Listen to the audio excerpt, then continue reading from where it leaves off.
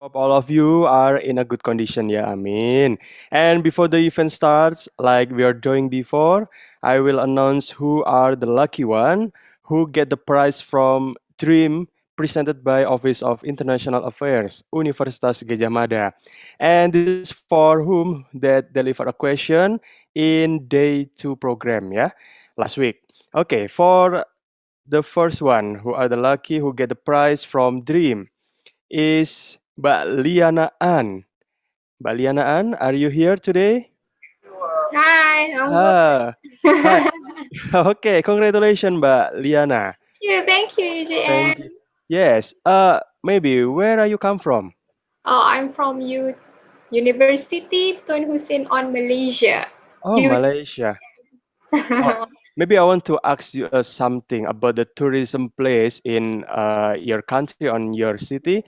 Mhm. Is the tourism place is open for public? Currently we are having our third wave COVID-19. So Hmm. we are not allowed to cross border. Although a local border also we are not allowed to do that. So Hmm. like me myself, I'm in Johor. Hmm? So the only way I can do is within my my state in Johor lah. But then also some of the places at the in Johor they have red zone, yellow zone, green zone. So Hmm. we are strictly are not allowed to go to the red zone for Okay. to ensure that the we are not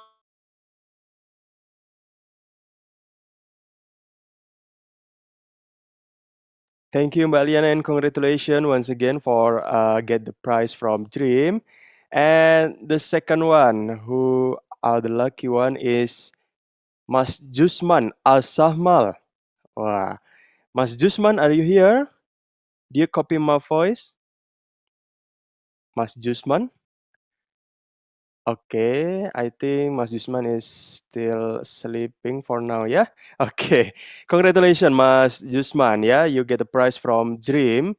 And the third one, who are lucky to get the prize from DREaM, is Miss Solange Franchil. Are you here, Miss Solange? Do you copy my voice, maybe?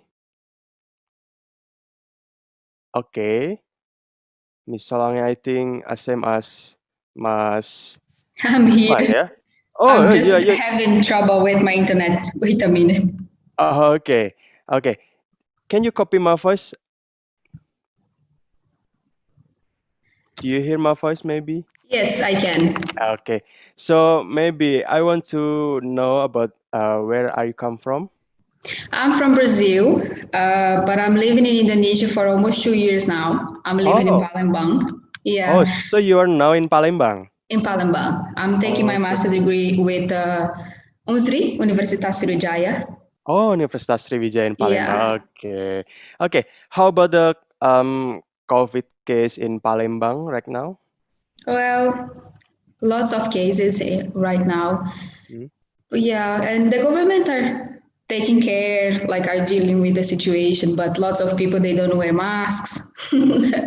You know what I mean. Yeah, yeah, yeah, yeah. And yeah, we try to do our best, but we know that we all need to do something. So Yes. So how about the tourism place in Palembang or in your city? It's still open for public or it's closed?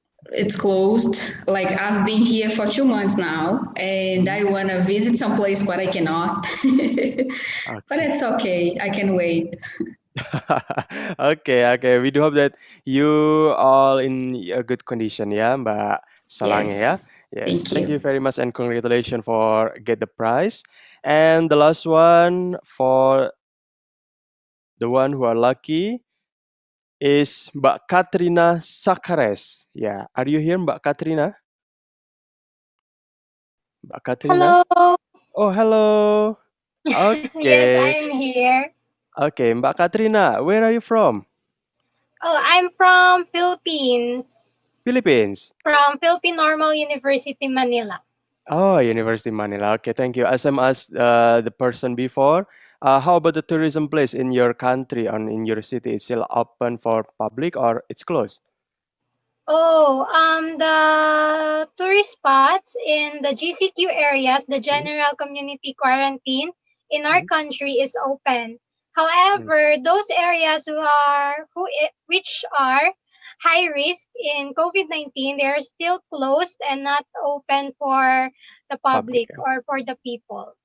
Okay. So, congratulations once again for Mbak Katrina who get the prize from DREaM. Yeah, congratulations. Okay, thank you very much, ladies and gentlemen. That's the list of name that lucky for to get the DREaM prize from DREaM presented by Office of International Affairs. Yeah, congratulations for the 4%. And before the program starts, we remind you to all participants to fill in the attendance list on Google Classroom. Yeah, and we remind you to type the questions on Zoom chat section because the selected question will be invited to deliver question live to all the speaker, and also the selected question will get the DREaM souvenir presented by Office of International Affairs Universitas Gadjah Mada. And we remind you again who have joined together in the Zoom room meeting to please be able to mute the audio first. And if the device or the connection support, please turn on the video during this agenda. Thank you very much and be happy to join this event. Thank you.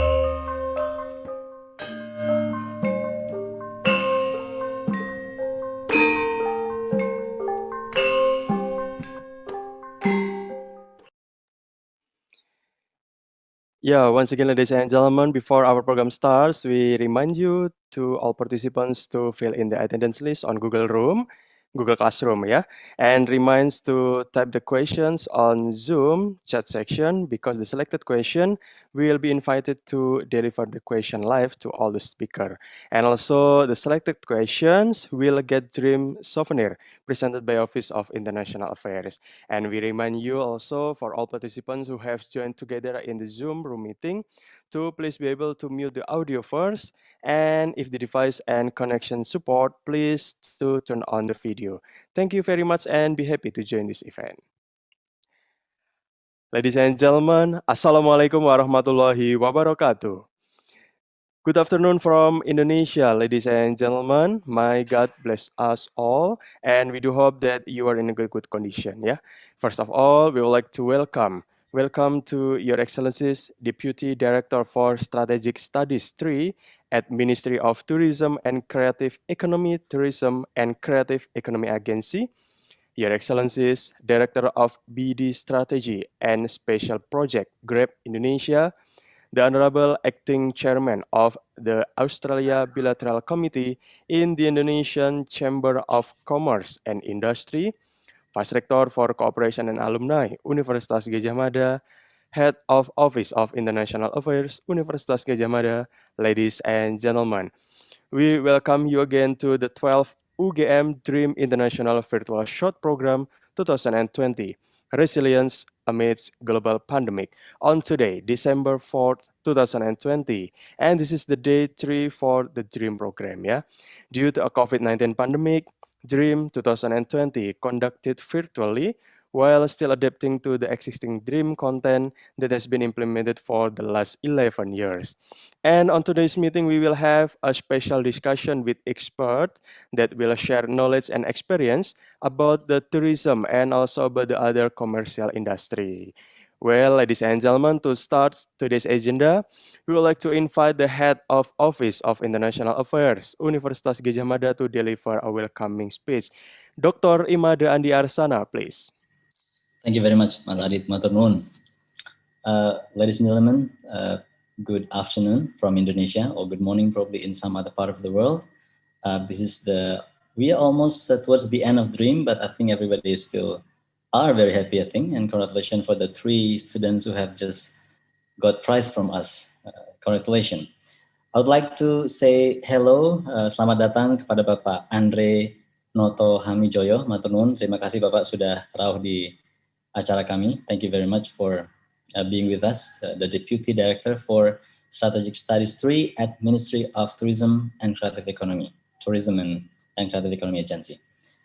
Juga saya ada di sini Ibu Rivana Mezana. Thank you very much, Ibu, Director of Business Development, Strategy and Special Project from DREaM.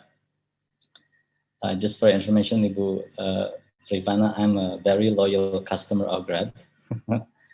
I'm so happy to have you here today. I will not compare DREaM with any others. I think DREaM is the best. The third one, I have a very good friend here, Pak George. How are you, Pak George? Thank you very much for coming and for being with us. All right, so thank you very much, Pak George. Pak George is the third speaker. Pak George is, or George Iwan Marantika, his full name, is an acting chairman of the Australia Bilateral Committee in the Indonesian Chamber of Commerce and Industry. Thank you very much once again. So, ladies and gentlemen, we understand that we are talking about, or we are in the middle of a global pandemic, COVID-19. So what we are going to do here is not to see the global pandemic as the disaster, but as an opportunity for change, basically. So yesterday, for example, we had a very good session with a number of global academic leaders from all over the world, and we talk about how to hijack the global pandemic. So I think this is closely relevant to what we are going to talk today. I'm so happy we are going to have 3 speakers here. And last but not least, I would like to say hello to Ibu Poppy, my good friends from the Faculty of Social and Political Science. Ibu Poppy, how are you? Thank you very much for moderating the session later on. We are going to hear from different parties how they are dealing with this global pandemic in the government sectors, in the private sectors also, maybe in the academic sector somehow. Ibu Poppy probably can share how we change, how we adapt, and how basically we do something to win this battle. So without further ado, I think that is what I wanted to say. Once again, thank you very much for being with us, everybody from all over the world. And you know, I know that it is not very easy to be in front of the screen for a very long time, and I think I really appreciate your passions also to be still with us. With that, once again, I wish everybody good health and have a productive discussion. Thank you very much, Mas Adit. Thank you very much, Pak Andi, for the warm greeting. Take care of your health, Pak Andi. Yeah? Thank you. Okay. Yes. Thank you. And next, to stimulate and to engage the discussion, here we show you the video about how COVID-19 affecting business in Indonesia. Here is the following video. Digitalization is a must, especially for small businesses to be able to survive and compete during COVID-19 pandemic. And for that, now is the time to carry out digital transformation so that small businesses can rise and even go forward. The Minister of Tourism and Creative Economy, Wisnu Tamakusubandyo, revealed that in July, 56.8% of the small-medium businesses are currently in bad conditions. Only 14% admits that their business is running well. The ones that survive are the ones who keep up with the digitalization. Bank Indonesia's Governor Barry Warjio stated that digitalization is the key for small businesses to survive amidst the COVID-19 pandemic. According to him, the advanced SMEs are those that can adapt to the new normalities during a pandemic. The digitalization trend is marked by a note from Bank Indonesia that e-commerce transactions in the second quarter of 2020 rose by nearly 40% to 383 million, compared to the first quarter of 2022 of 275 million. This shows that people who did not shop online have started to target e-commerce. From all sources, IDX Channel.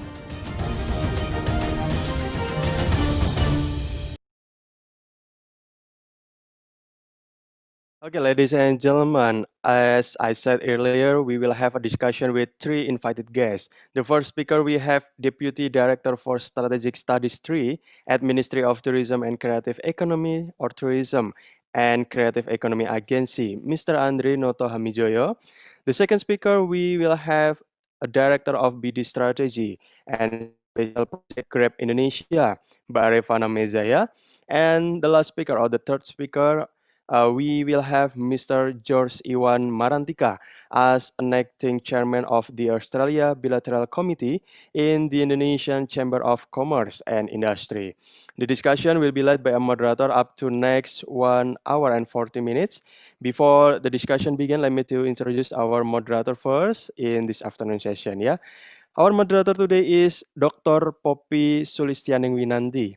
She earned her bachelor degree in International Relations, Universitas Gadjah Mada, and she continued her master degree in International Relations, School of Public Policy, Korea Development Institute, Republic of Korea in 2002, and continued again in master degree in International Relations, London School of Economics and Political Science, United Kingdom in 2005, and completed his doctoral degree in politics, University of Glasgow, United Kingdom in 2011.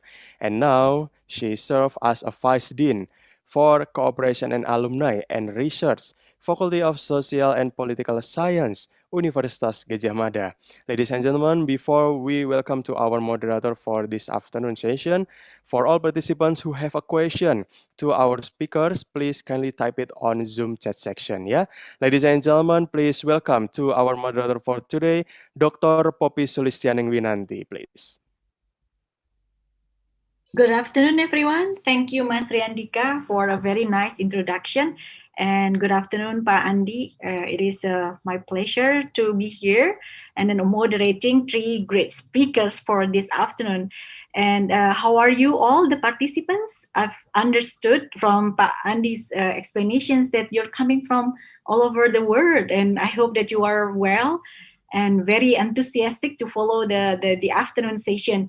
In Indonesia now is in the afternoon, but then obviously probably different kind of time zone for you who are somewhere else. But anyway, we are in the current situations, as Pak Andi mentioned earlier, that we are in kind of embracing the pandemic. But then the topic for the short course now is a very optimistic in terms of the resilience amidst the global pandemic. So that's why we would like to invite the three speakers to discuss the topics on this, and hopefully will boost our spirit to overcome the current situation.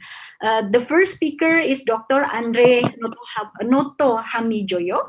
Currently, he's the Deputy Director for the Strategic Studies 3 at the Ministry of Tourism and Creative Economy. And Bapak Andre, good afternoon, Pak Andre. Hopefully, Pak Andre is already with us now. Pak Andre will be talking about the overcoming the crisis, learning from the Ministry of Tourism and Creative Economy. I hope Andre is already with us. Hopefully. And the second speaker will be Ibu Revana Mezaya. Ibu Meza, good afternoon, Bu Meza. She's currently the Director of the Business Development Strategy and Special Projects at Grab Indonesia. And Ibu Meza will be talking about the Grab strategies in supporting Indonesia's economic resilience during the pandemic. And then last but not least, we're going to listen to the presentations and discussion by Bapak George Iwan Marantika. He's currently the acting chairman of the Australia Bilateral Committee in the Indonesian Chamber of Commerce and Industry. Pak George will be speaking about the vital role of the Chamber and Commerce to stimulate economic sector responding to struggles in the time of the pandemic. So we have these three speakers. Then I would like to invite first Bapak Andre, if Pak Andre is already with us. Pak Andre, are you already with us, or good afternoon? Hello.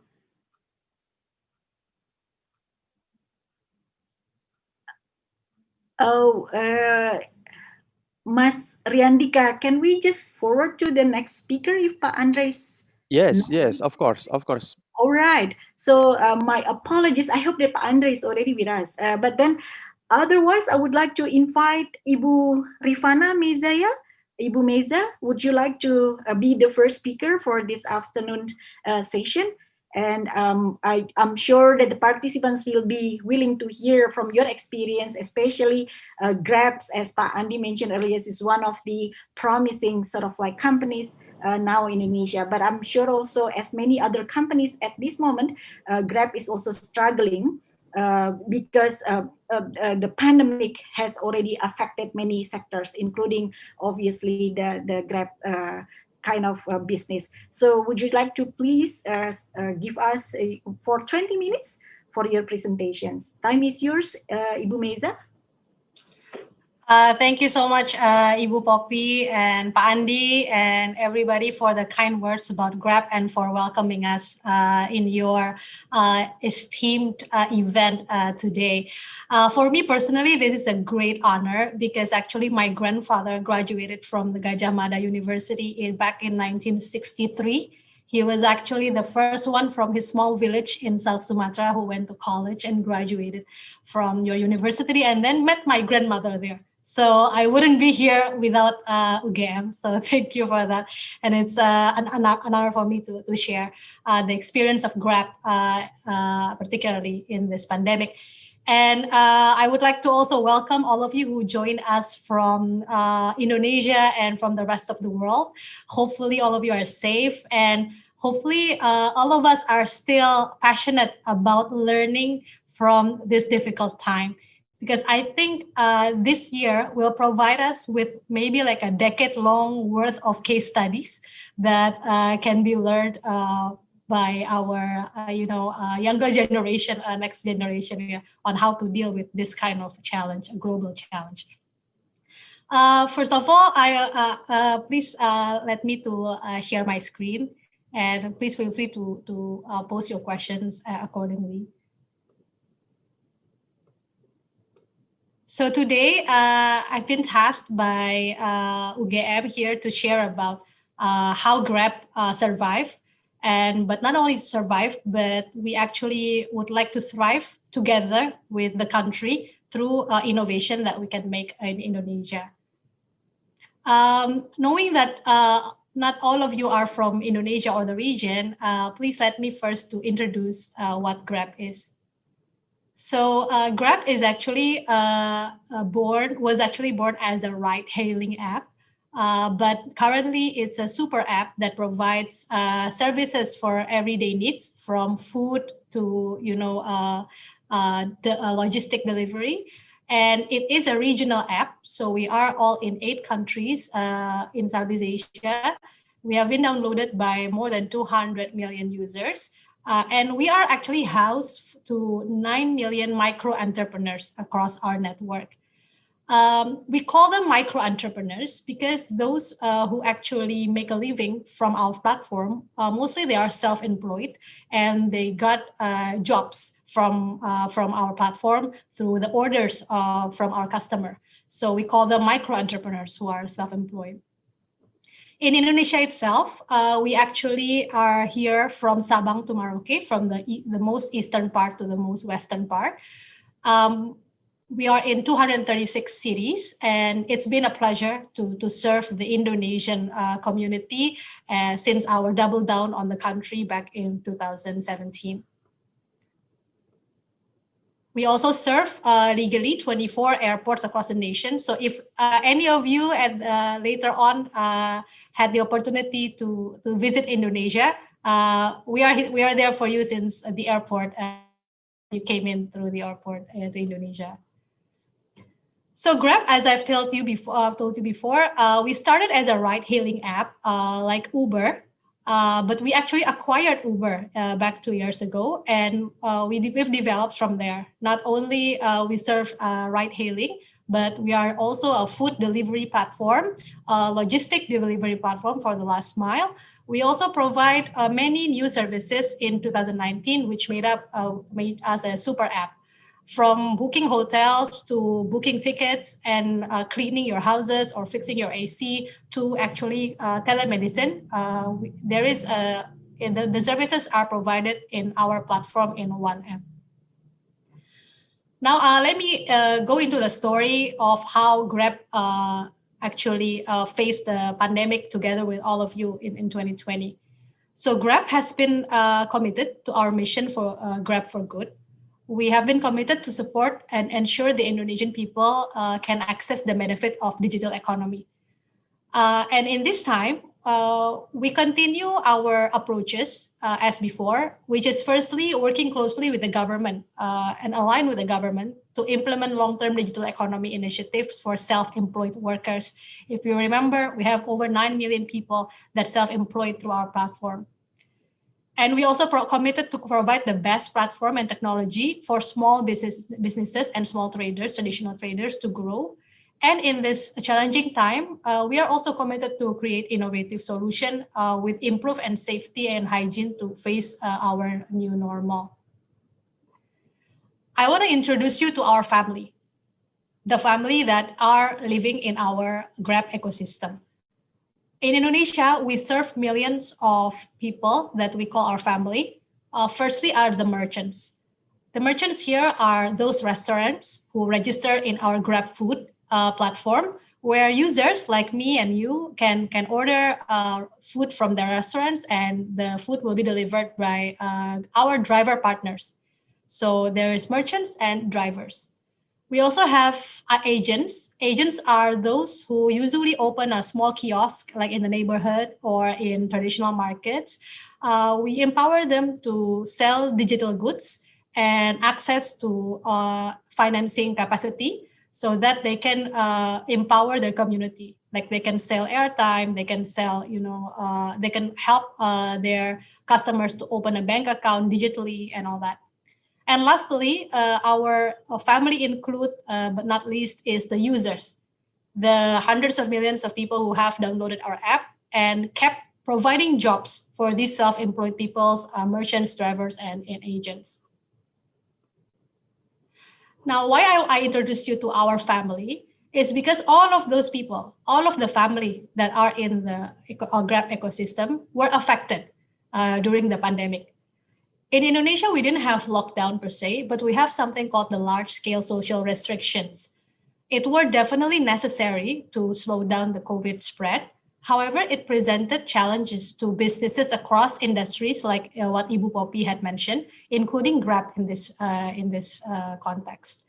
Why Grab is affected? Obviously, because one of our main business is actually transport. So we support mobility of people from one point to the other. When the restriction was employed, then it means that the mobility dropped significantly.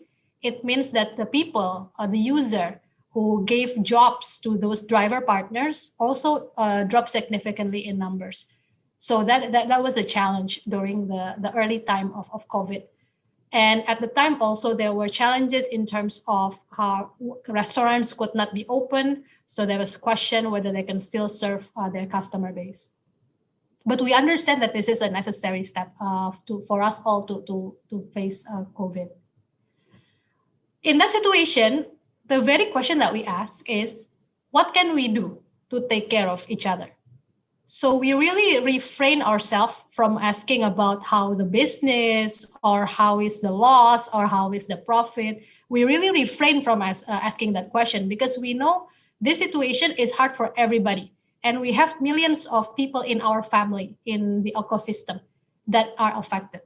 So our first question as a company to ourselves as the employee at the time was, what can we do to take care of each other? So we actually are committed to employ this matter. So we innovate. Innovation is key.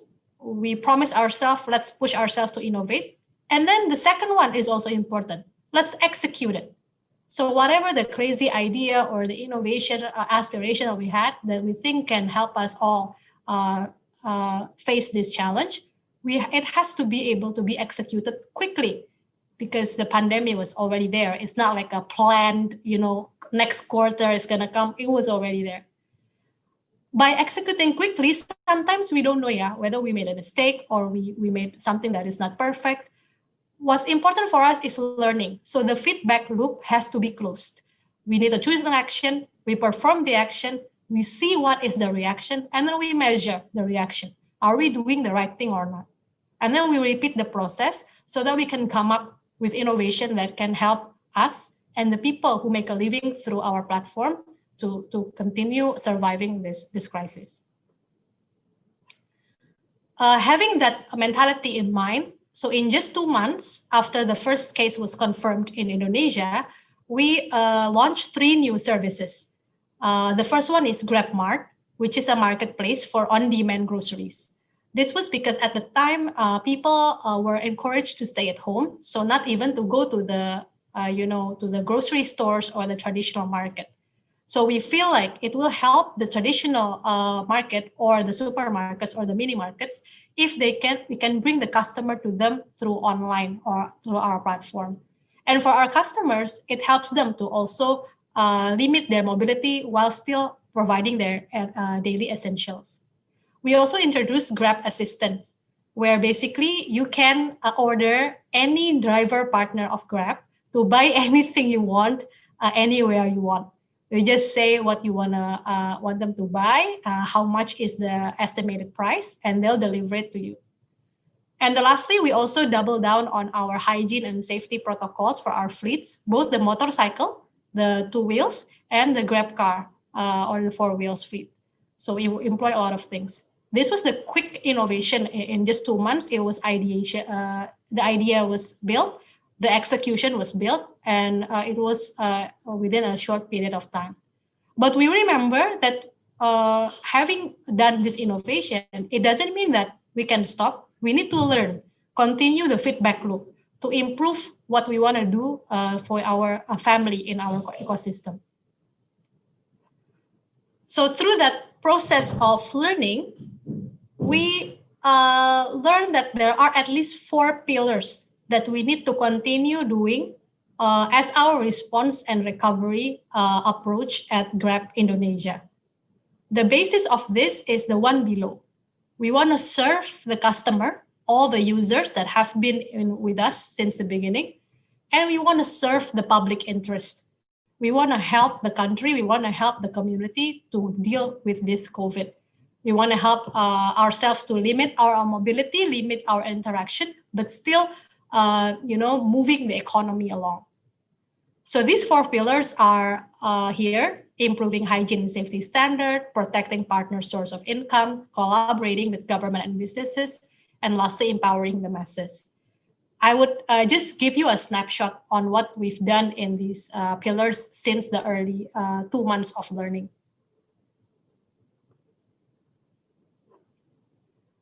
So for hygiene and safety, we employed basically a people-centric approach. We understand that it's a very new thing for us to learn about improving hygiene or safety as a community. We learn to, wash hands properly and all that. And so we actually revise and improve our first innovation in Grab Protect and employ the separator between driver and passenger, both in car and motorbike, to better serve the customer's mobility during this hard time. We also introduced a contactless delivery because of feedback that actually you can order groceries, but you also don't want to have contact, right, with the drivers that you don't know yet where they've been, for example. So we introduced that. And we also apply hygiene protocol for food delivery. And on the right side here, we also were committed to care about our employees because Grab employs thousands of people as well in Indonesia as the employees. So the employees are the backbone who can make innovation happen and apply it in a bigger platform. So they need to be supported by staying connected and staying productive in this difficult time. The next one is interesting for me personally because this is also based on the feedback of customers that they appreciate that Grab can be their daily essential workers delivering food, groceries, and medicines to their houses. But they are concerned, what about these Grab drivers partners? When they are waiting for orders, where are they? Are they in groups or are they socially distancing themselves? So we developed a technology based on this feedback that could give warning to drivers whenever they are detected to be in groups. So we may remind them to do social distancing, and if they have repeated reminders and they still do it, they will be the account will be suspended. So this we already also consulted with the government. For example, the government of Jakarta at the time, who was employing the large social restrictions. Is this enough for them to help them break up groups in streets? So we have some feedback as well from them, and then we employ this technology as a commitment to hygiene and safety. Number two, the second pillar is very Grab and is very important to us. We want to protect the source of income of our partners. If you remember, my first point is that Grab's mobility service or transport business was highly affected because schools were closed, offices were closed, and then malls were closed. So people's mobility were reduced significantly.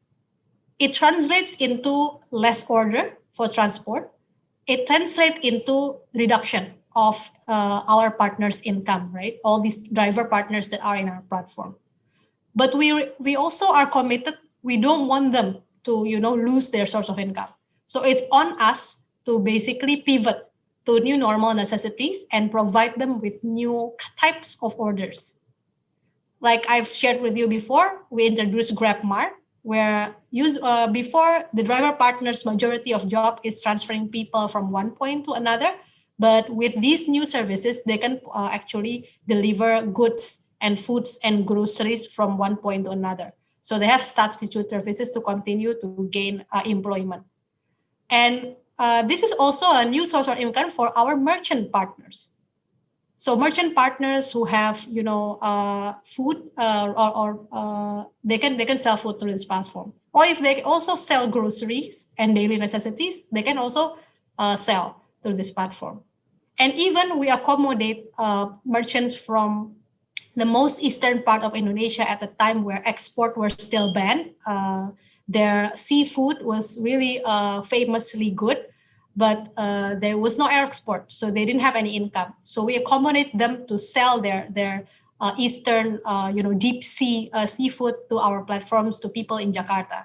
So we see that this is a kind of thing that we can make sure that our partners still have a sort of income. We also introduced a new service after the first 2 months of innovation. We introduced Grab Merchant app, where the merchants can manage their transaction even better. So this is a one-stop digital solution to manage and elevate their businesses. They can put promo here, they can put marketing here, they can manage how their income have been. We see that this is an innovation that can help them even elevate their business. Our third pillar is always collaboration.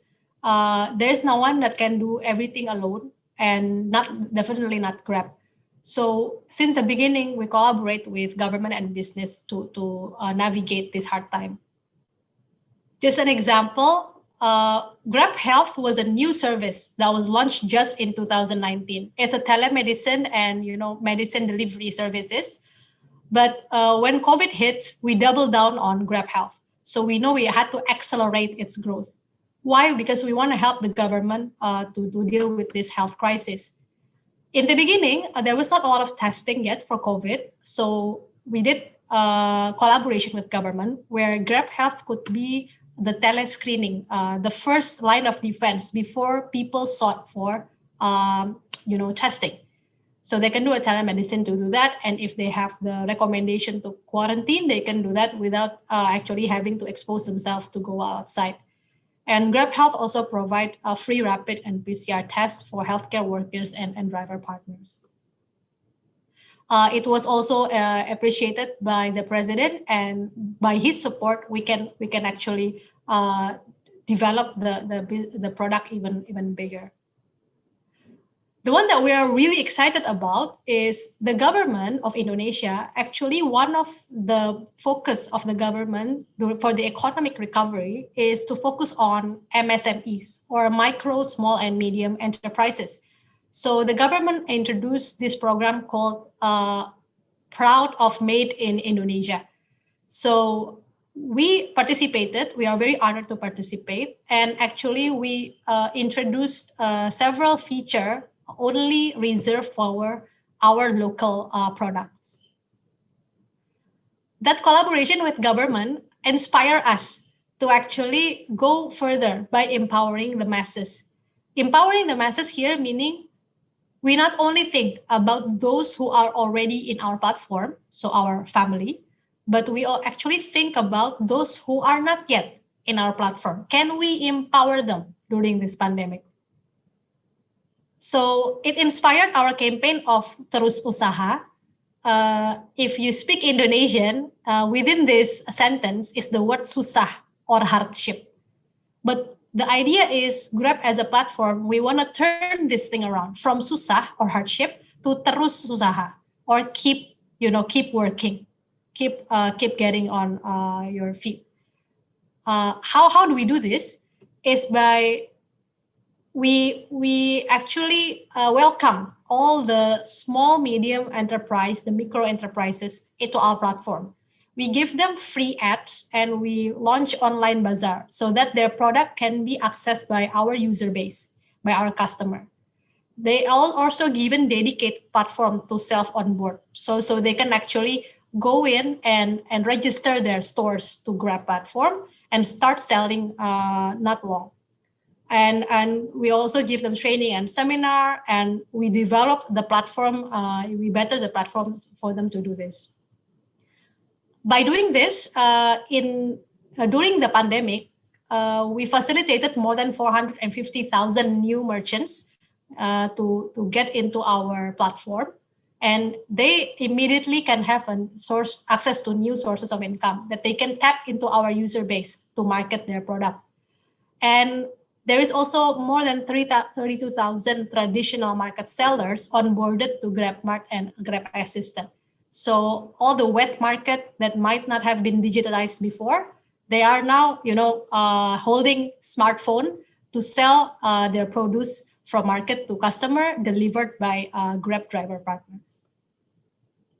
We also collaborated on this initiative on traditional markets with 25 city governments, including the one where UGM or Gajah Mada University is in Yogyakarta. In Yogyakarta in particular, it's very exciting because the government is fully supportive. So they have a program called Sibakul, which houses small, medium enterprises local to Yogyakarta. So we work together with the government. We made a special tile in our GrabFood platform for we call it Jagoan Sibakul, or those merchants that are under the government program. So if people want to see or buy their local food, they can just click that, and all of those merchants there are supported by the government. And the government actually not only support by high level, but execution-wise, the government also support free ongkir or free delivery for these merchants that are under their program. So it can boost even or incentivize the user to buy from locally. So this collaboration actually is a very good example of how we collaborate with government to empower the masses. I think that's all from me. I think I would like to close it by quoting Pak Andi and Bu Poppy also before that the pandemic can actually be a source of opportunity for us to grow together as long as we want to keep innovating, we keep executing, we keep learning, and we keep taking care of each other. I think that's the idea. Thank you. Thank you so much, Bu Meza. It's a very interesting and inspiring kind of presentations. And I do believe that, as you say, that how then based on Grab experience, it turns like the hardship into something more useful, something more, collaborative. And that's the way that we have to handle with the pandemic. It's very interesting, Bu Meza. And thank you for the participants who have started to, use the chat feature to raise questions to Bu Meza. And later on, after we're listening to all the speakers, then I will get back to the participants, and then we can address the questions depending on whether we have sufficient time or not. But thank you, Bu Meza, for being on time and very inspiring. So I would like to invite Bapak Andre. Okay, Bapak Andre Noto Hamijoyo. Good afternoon, Pak. Good afternoon. Thank you for joining us for this event. And I've already introduced you earlier, but I would like to reintroduce you again. Pak Andre is currently the Deputy Director for the Strategic Studies Stream at the Ministry of Tourism and Creative Economy.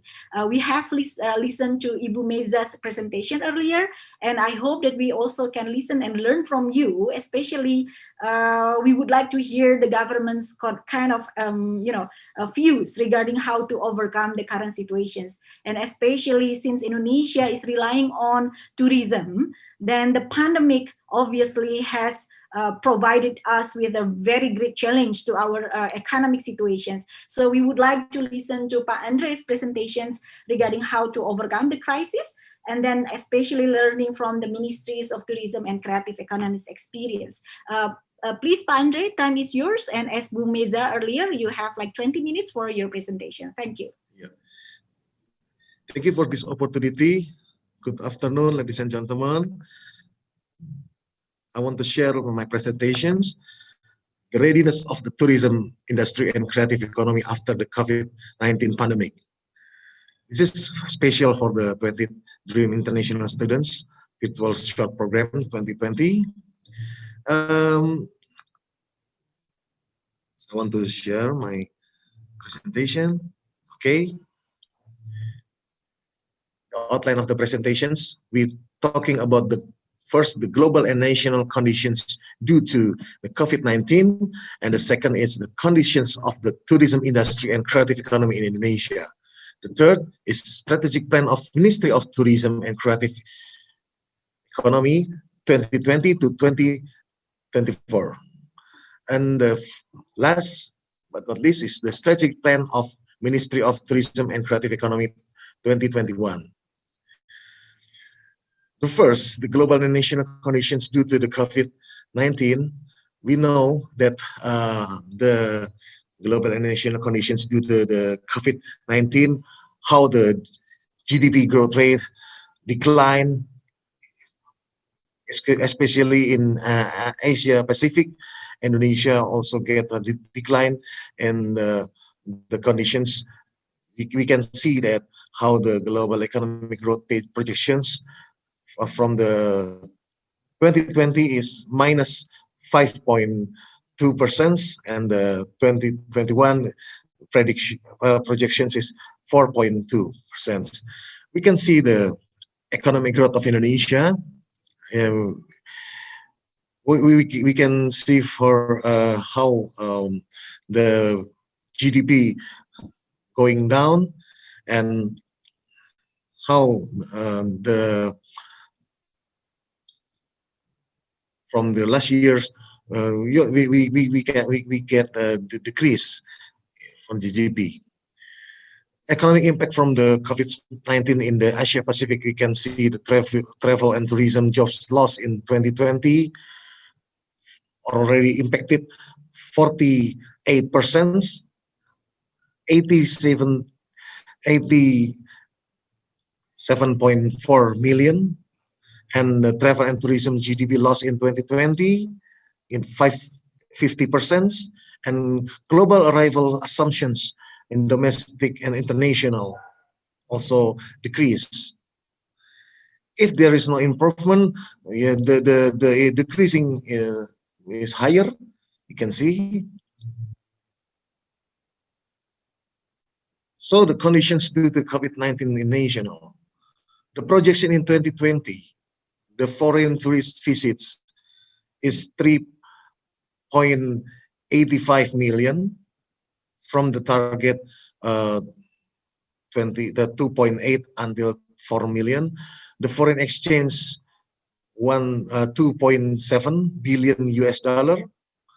The number of tourism workforce or people is 12 million.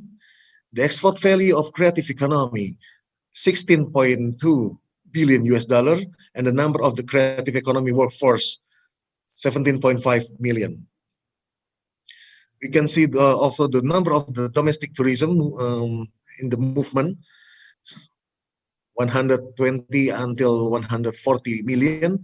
Then the contribution of tourism GDP is 4%.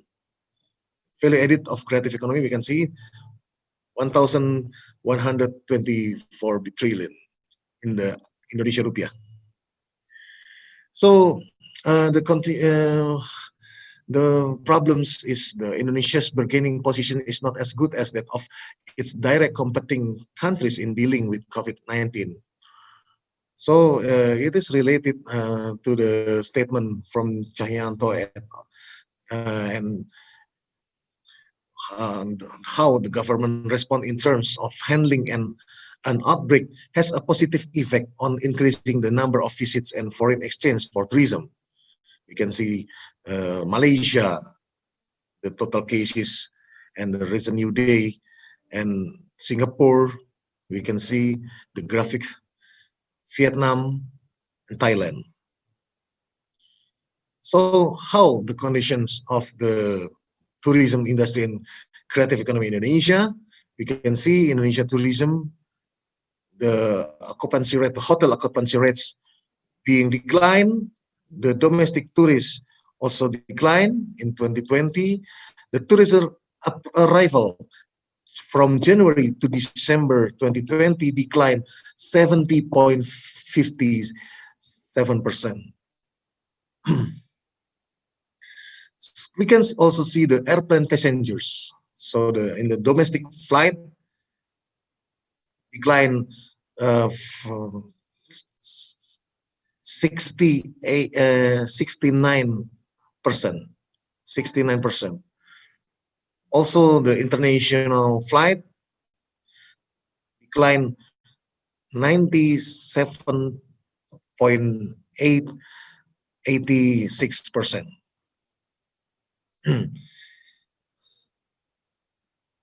Then the impact of the COVID-19 on the hotel industry. You can see in the 2020, you can see the comparison with the 2018 and 2019. Like we can see in the red graphic, and is decline. That's also the impact of COVID-19 on small and medium industries in Indonesia. From the source of Ministry of Industry 2020, we can see SMEs industries get the impact of the COVID-19. The total is 1 million, and the creative industry is 30%. Also, the SME industrial workforce, the total 3.4 million, and the creative industry is 42.48%.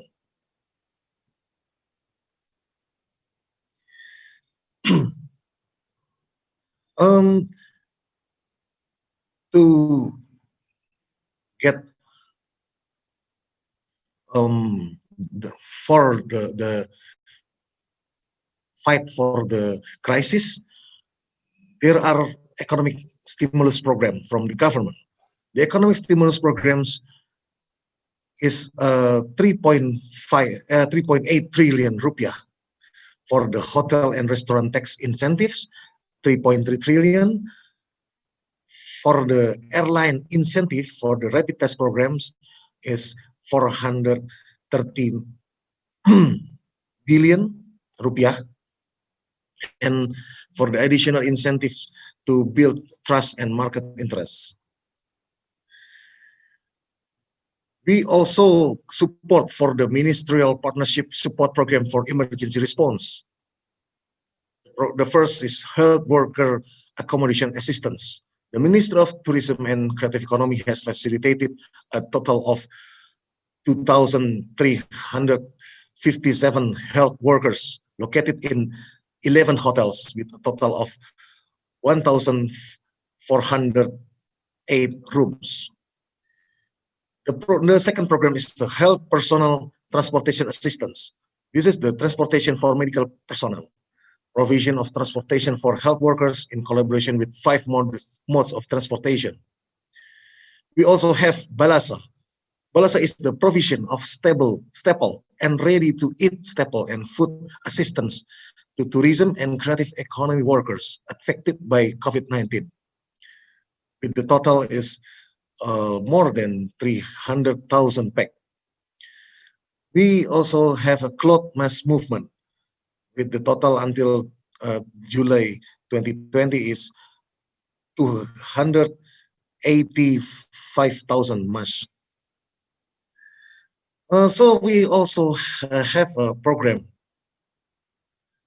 to reduce the crisis because of the COVID-19. We have the program to assist creative economy, MSMEs. This is the programs that the Ministry of Tourism and Creative Economy cooperate with coordinating Ministry of Maritime and Investment. We initiated the Proud Movement Made in Indonesia in order to improve the creative economy and continue with the Bali Kreasi Lokal program. The programs dividing into 3 missions. The first is digital asset, how to improving onset through digital assets optimization, marketplace, promotion and sales through Gojek, Grab, Shopee, Tokopedia, Bluebird, Bukalapak, Blibli.com, GDID, Lazada, and more.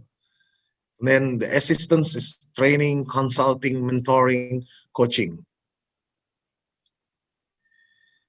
We also have the efforts of the Ministry of Tourism and Creative Economy together with other ministry in the emergency response period for COVID-19. With the Ministry of Finance, we support for the exemption of income tax, the real income tax, the release of Minister of Finance Regulation number 44/2020 concerning tax incentive for taxpayers affected by the COVID-19 pandemic. We also have a task force for the accelerations of handling COVID-19 and the Ministry of Environment and Forestry. The description is the coordinating the opening of natural tourism areas, marine tourism areas, water conservation areas, adventure tourism areas, national parks, nature tourism parks, grand forest parks, wildlife reserves, geoparks, and non-conservation nature tourism areas, including botanical gardens, zoos, parks, safari, tourist villages, and natural tourism areas managed by the community on June 22, 2020. We also support for the national economic restoration support plan in tourism and creative economy. The first is providing direct cash assistance to the the tourism and creative economy sector. This is very important for us. The second is bridging financing, tourism and creative economy working capital support scheme in the form of guarantee and loans through Himbara banks. We cooperate with the Himbara banks. The third is conducting more intensive socialization related to the implementation of PMK, the Ministry of Finance regulations number 44 concerning tax incentives for taxpayers affected by the COVID-19 pandemic. But until now, there is only 8% or 200,000 from the tourism and creative economy taxpayers who take advantage of this program. We still support this program, but not until now only 8%. So we're preparing a new ordinary in the tourism and creative economy sector.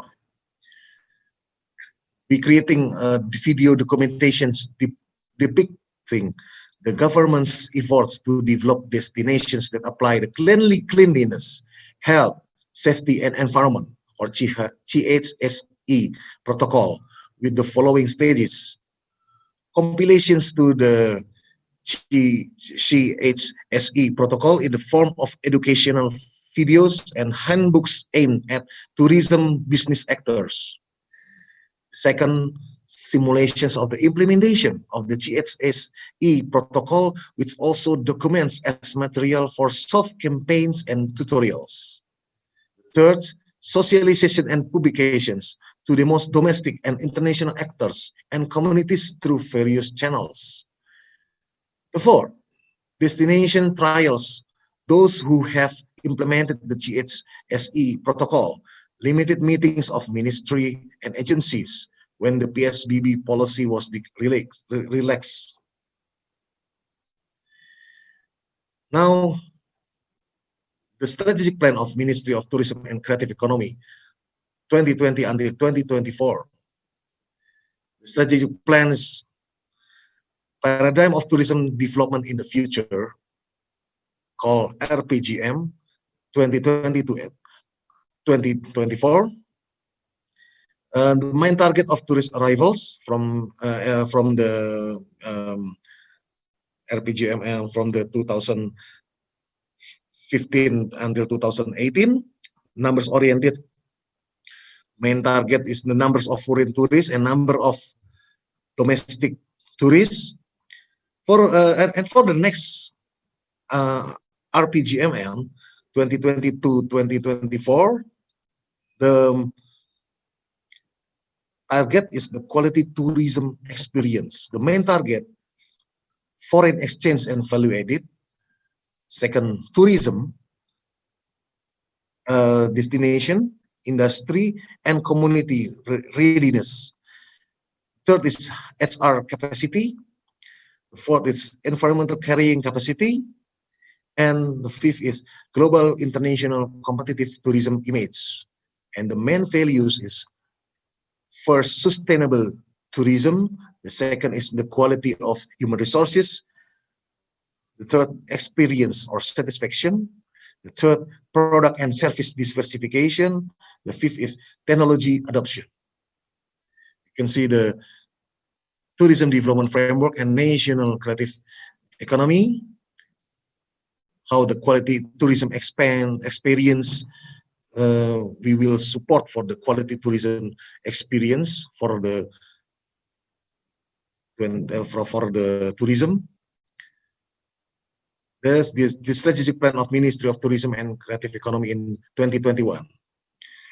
The strategic plan divided into the 8 based on the organizations of the Ministry of Tourism and Creative Economy.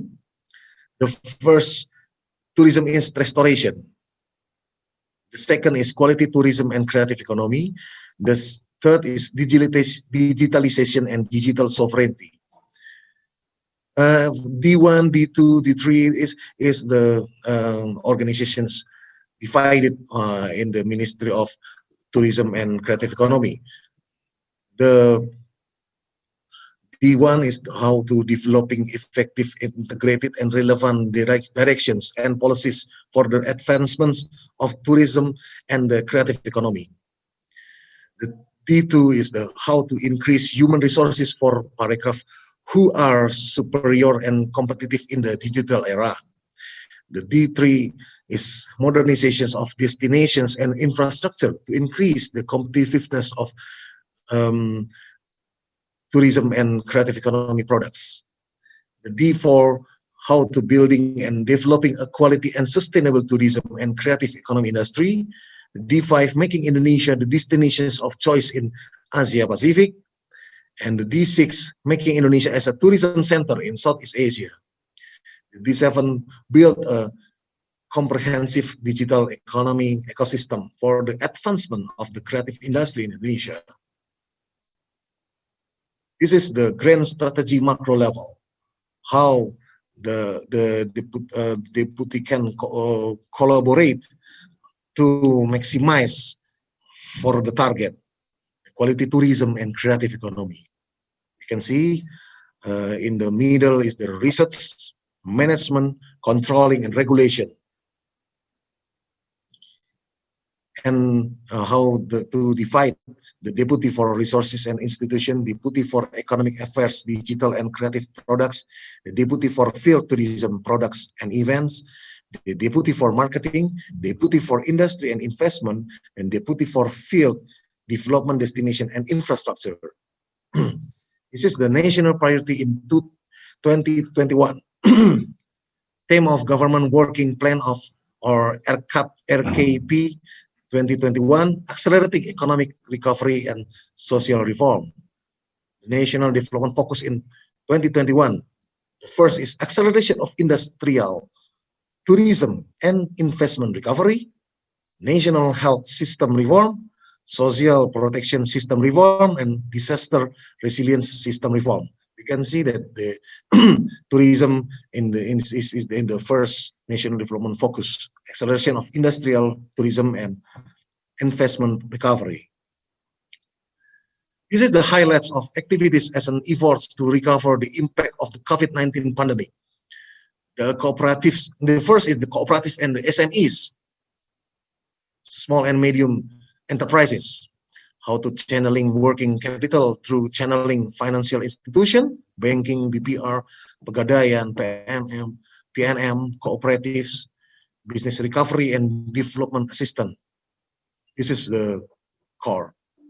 And the second is processing and trade industry, from rehiring and retraining of workers, productivity recovery, acceleration of import substitution industry, increase in exports, increase in government and state-owned enterprises spending for domestic products, logistic efficiency improvement, accelerate the operationalization, and etc. This is the industry transformation 4.0 and optimizing the use of digital technology.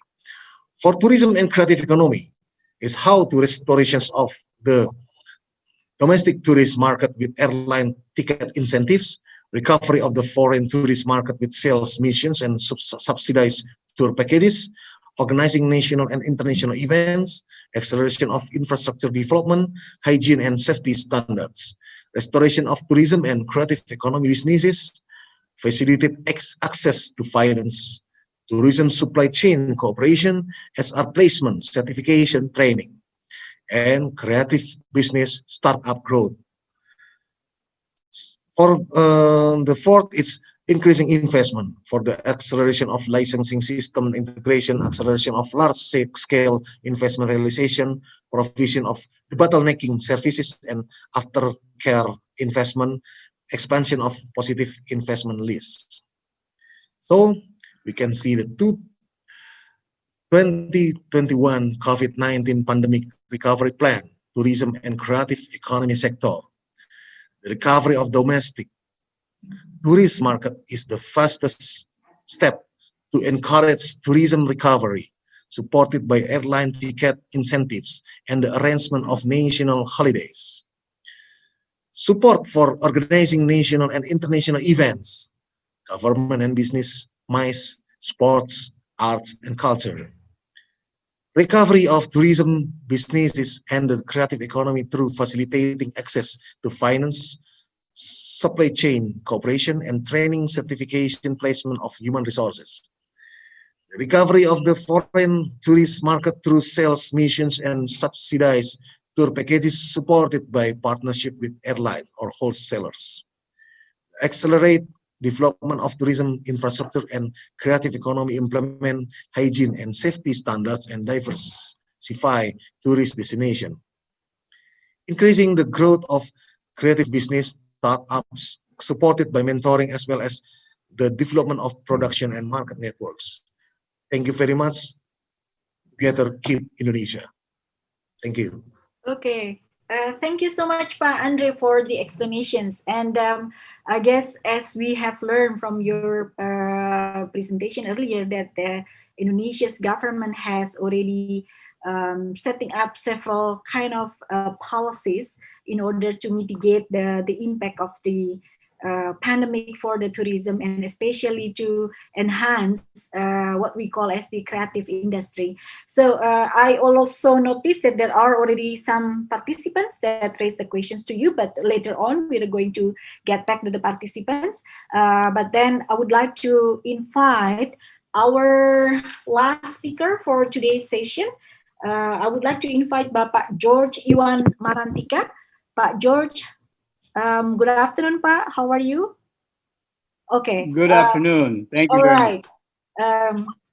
It's good to be here with you, Pak George. And Pak George is currently the acting chairman of the Australia Bilateral Committee in the Indonesian Chamber of Commerce and Industry. And I think, as you can guess from his position at this moment, that we would like to hear from Pak George, especially the role of the Chamber of Commerce to stimulate the economic sector. Pak George, the time is yours. You also have like 20 minutes for your presentations. Please, Pak.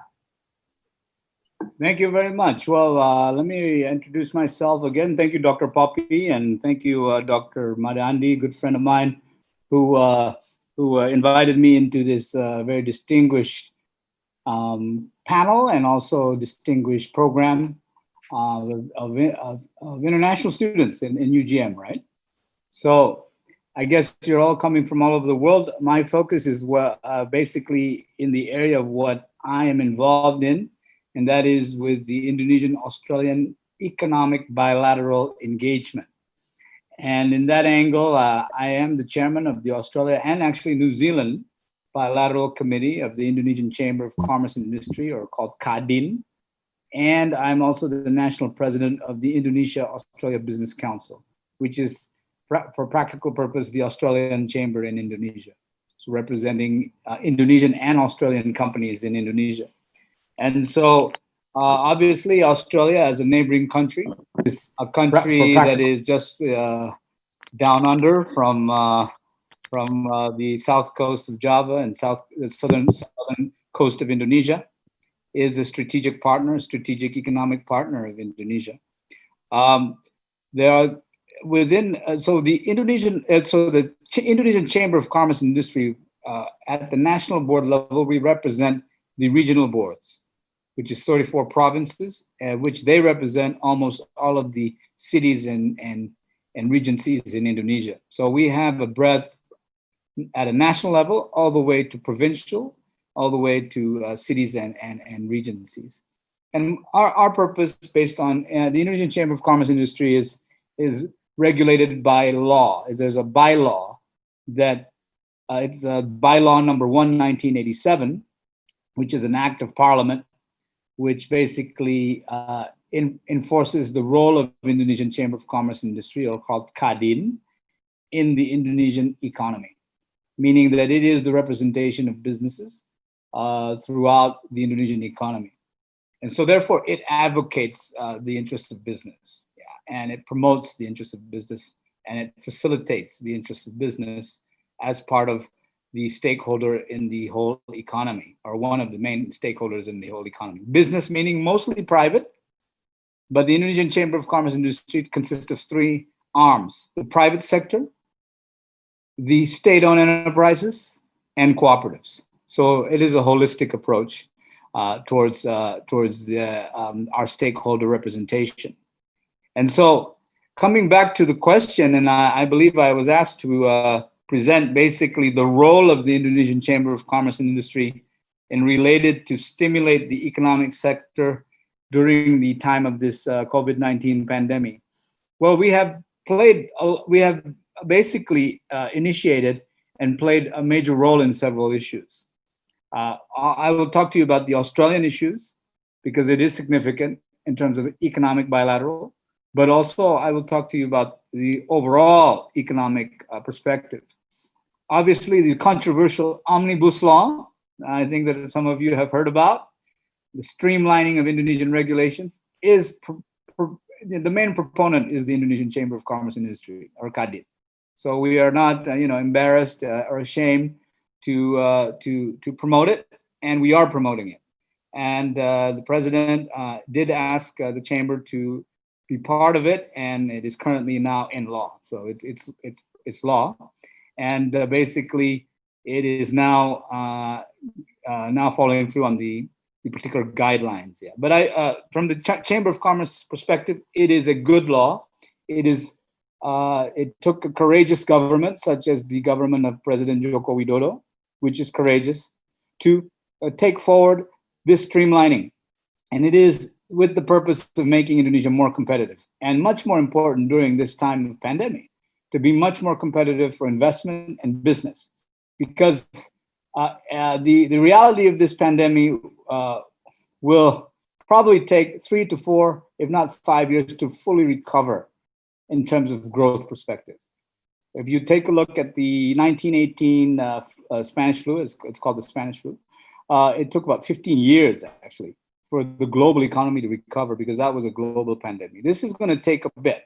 I mean, we are grateful we have these technologies such as Zoom, and other technologies that we can communicate, but that might shorten the length of the recovery, but the recovery will take a while. So it will not, it's not, the real economy will take a while. So we feel that what the government has done to streamline regulation will promote investment. And we are seeing it right now. I mean, there are major deals happening. You see investment from Kimberly-Clark of the US, $1 billion takeover of Softex. So how you figure Softex is worth $1 billion, right? So that is what it is. So they took it over, Kimberly-Clark took it over for $1 billion. Australian medical group Aspen will be building hospitals, and they just signed a deal with West Java for over $1 billion investments. So these type of policies is what the Chamber of Commerce and Industry promotes and supports, and also partake in working with the Indonesian government in order to achieve or make these particular regulations and policies successful. Now, in the context of what I do, my focus is on Australia.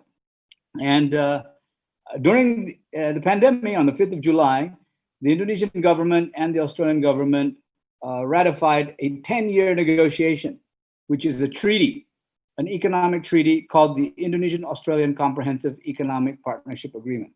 That took 10 years to negotiate. And I was part of that process since 2012. And obviously, even during COVID-19, we were able to ratify it. It's a funny story. Before ratifying it, we were in Canberra with the president in February, including its various ministers. And obviously, you had the Minister of Hartarto, you had Minister, and you had the Minister of Transportation, Pak Budi Karya. So, but coming back from Canberra, everything started locking down, and COVID hit really bad. So we were all wondering whether this thing will continue. But on the 5th of July, it was ratified. It is part of law. So what that allows is basically between Indonesia and Australia, there is already happening an economic convergence. It is the Indonesia and Australia is the two largest G20 countries in the Southern Hemisphere. And this convergence involves trade, investment, and human capital development. Amongst the three, probably the most strategic is human capital development. If it related trade, it's agriculture, it's buying cattle, eating cattle, consuming cattle, wheat and all that stuff. But also in terms of, the human capital development is most strategic, and investment. But the human capital development is most strategic. And I think that relates to what this this forum is about. It's human capital development. Now, in regards to that, I'll share you how strategic Australia is for Indonesia. During this COVID-19 situation, the biggest economic support that we have around the world is from Australia. They just announced last week a $1.5 billion economic support for Indonesia for its national economic recovery. So that is the biggest from a multilateral and bilateral perspective. And so it is strategic in many ways. Now, if I could go into the slides that if you could share the screen. Does the administrator have the slides that I shared, or no? Okay, well, in that case, let me probably, as the administrator is probably working on the slides to share on the screen, I will continue on. Yeah. So there's 4 particular aspects that we are supporting: agriculture, education. Well, obviously, as you know, Monash University is going to be the first international university in Indonesia, and that is part of what we in the chamber support and endorse.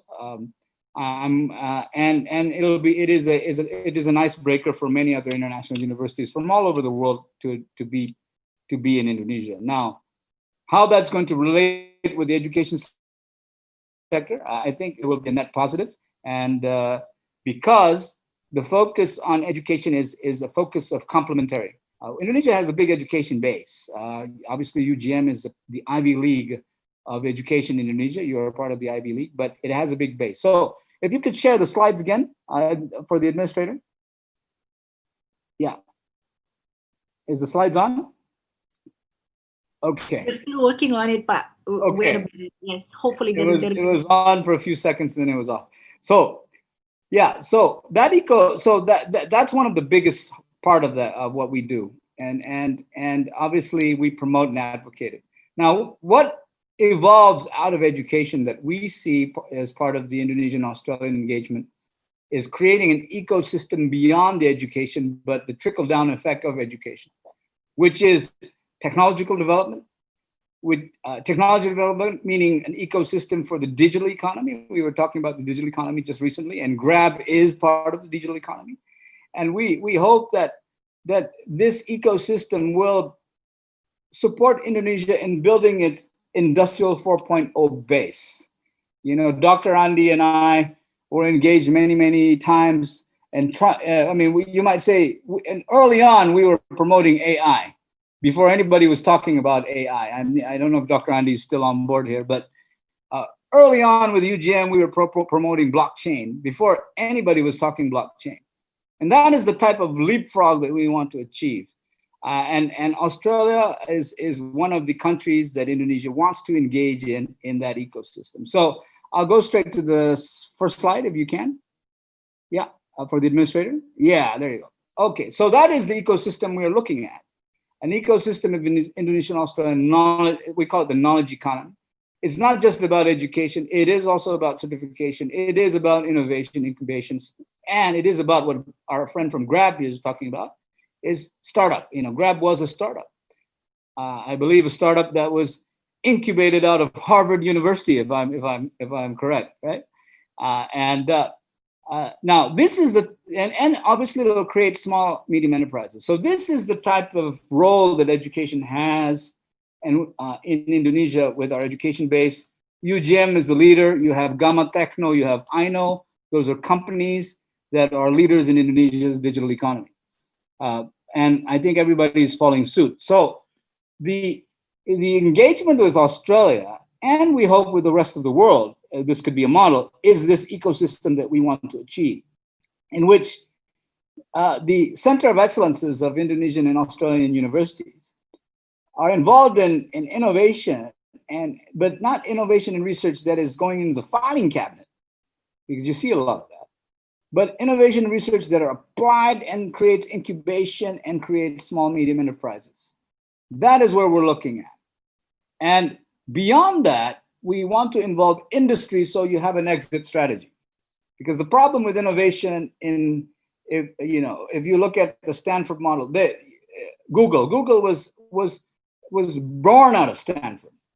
Yeah, and again, I'd like to share Gamma Techno. I know is born out of UGM, but then beyond that, to scale, we need to have industry in order to build the business to become a unicorn like what Grab is, right? And so that is where we also want to involve the two business sectors of Indonesia and Australia. And if you look not just from a market angle on the left side of your screen, obviously Indonesia and ASEAN third market is very big. Third market means global market.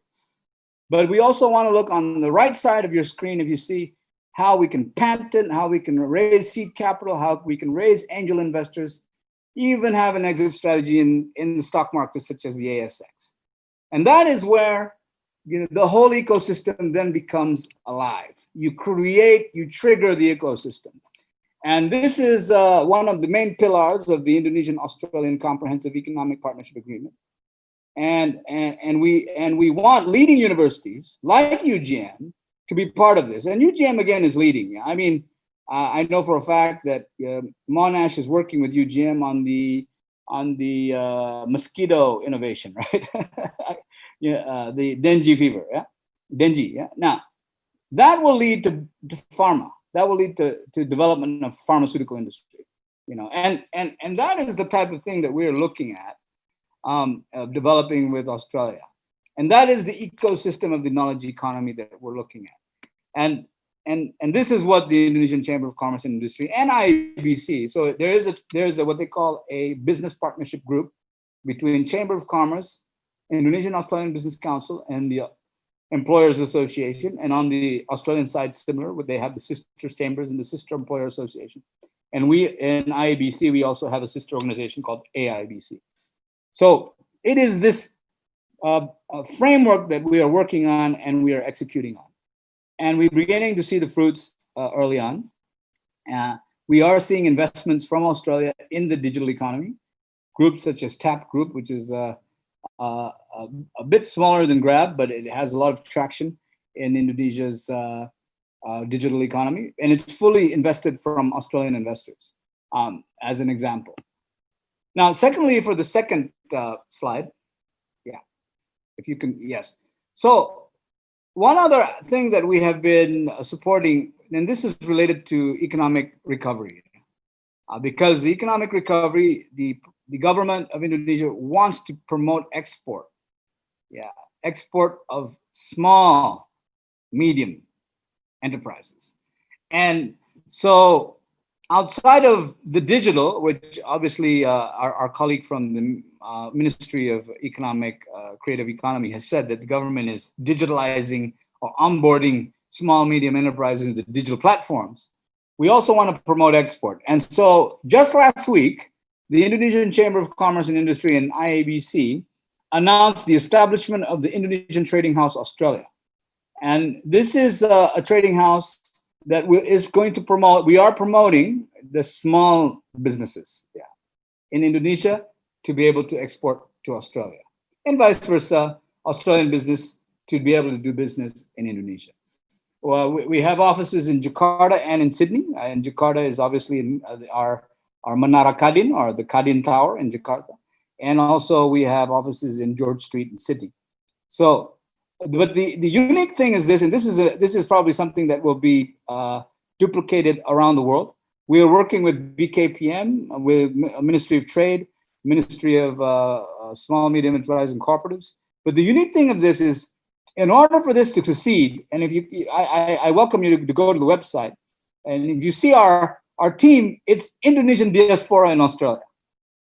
So this is now, you might say Indonesia Diaspora Incorporated. so this is, I think, one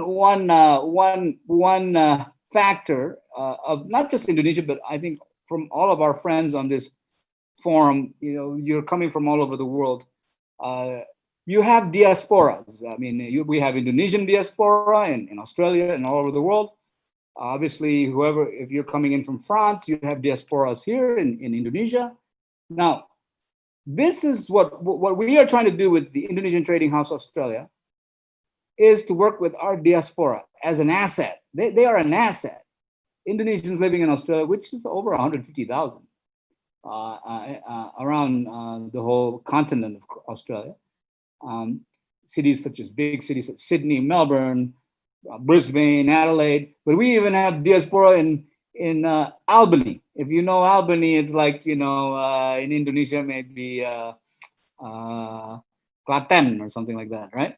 So it's way out there, in the southern tip of Australia. But we have diaspora, and the diaspora is attracted to do business with its, the country that they were born in or they came from. And so we are working with our diaspora to promote Indonesian goods and services into the Australian market. And this is a pilot project that we are working with the Indonesian government. And if it works out, we will be doing this in Europe, in the US, and around the world. So the next and last slide will be, the next and last slide, if you can, for the administrator. There you go. Now, back to COVID. COVID, yes, we have to work very hard to promote export, investment, to get the domestic economy going again, consumption.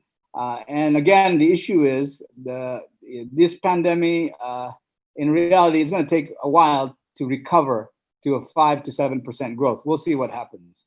But recovery is not just economic recovery, but actually people at the very grassroots level feel that they have they're able to sustain their living. So that is one angle.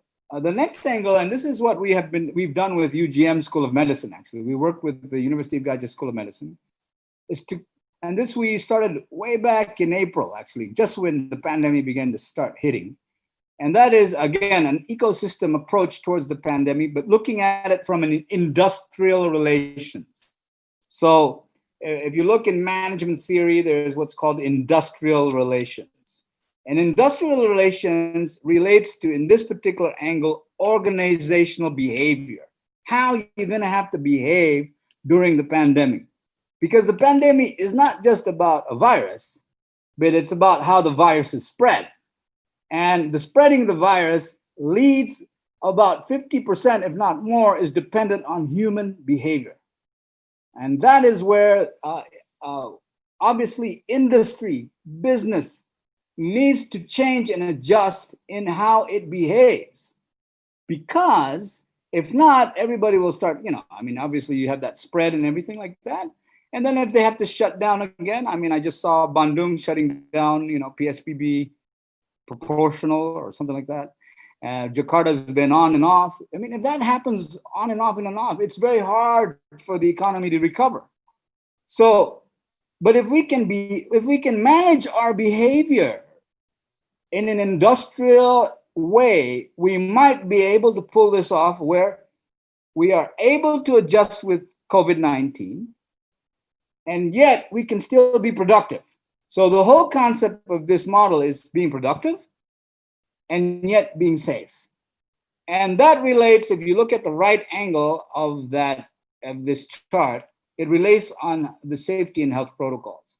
But we see the safety and health protocols as beyond wearing a mask, beyond distancing, and beyond washing your hands. It's beyond that. There needs to and this will happen. I almost guarantee you by the mid of next year, if not the first quarter of next year, this will happen. And that is the issue of how you manage the protocol.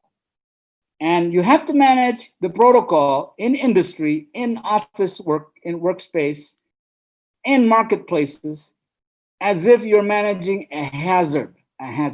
It's called infection control. It has to be managed like a hazard, fire hazard, for example. Fire hazard protocols in hotels, for example. It has to be managed like that. And therefore, you see the role of certification, you see the role of training and education, and you see a more comprehensive ecosystem involved. Currently, what you're seeing is more the issue of public health, vaccines and therapies. That's what you're seeing right now. But beyond that, you're going to have to see a change of organizational behavior in which, again, in management theory, we call this industrial relations. And in the industrial relations, you're going to have to see certifications, treating the COVID-19 virus like a fire hazard. And if you can, and that is where countries like New Zealand and Australia have been successful as of today in order to create zero community spread now. Both of these countries. Obviously, you can't compare apple to oranges, right? I mean, Indonesia is a 275 million country. It's a very big country. And if you look at the death tolls of 20,000, and you compare that with many countries in Europe and in the US, which is 200,000 and almost similar population, I think we're faring very well. I mean, I don't want to say that because then I'll get criticized, but I think that, okay, you can't really be too critical of Indonesia. But beyond that, I think we're going to have to get into the industrial relations. And this is a model that we created with the School of Medicine of UGM, the Center of Public Health led by Dr. Andreasta Mailala. And we've been working on this, and this will be something with Australia.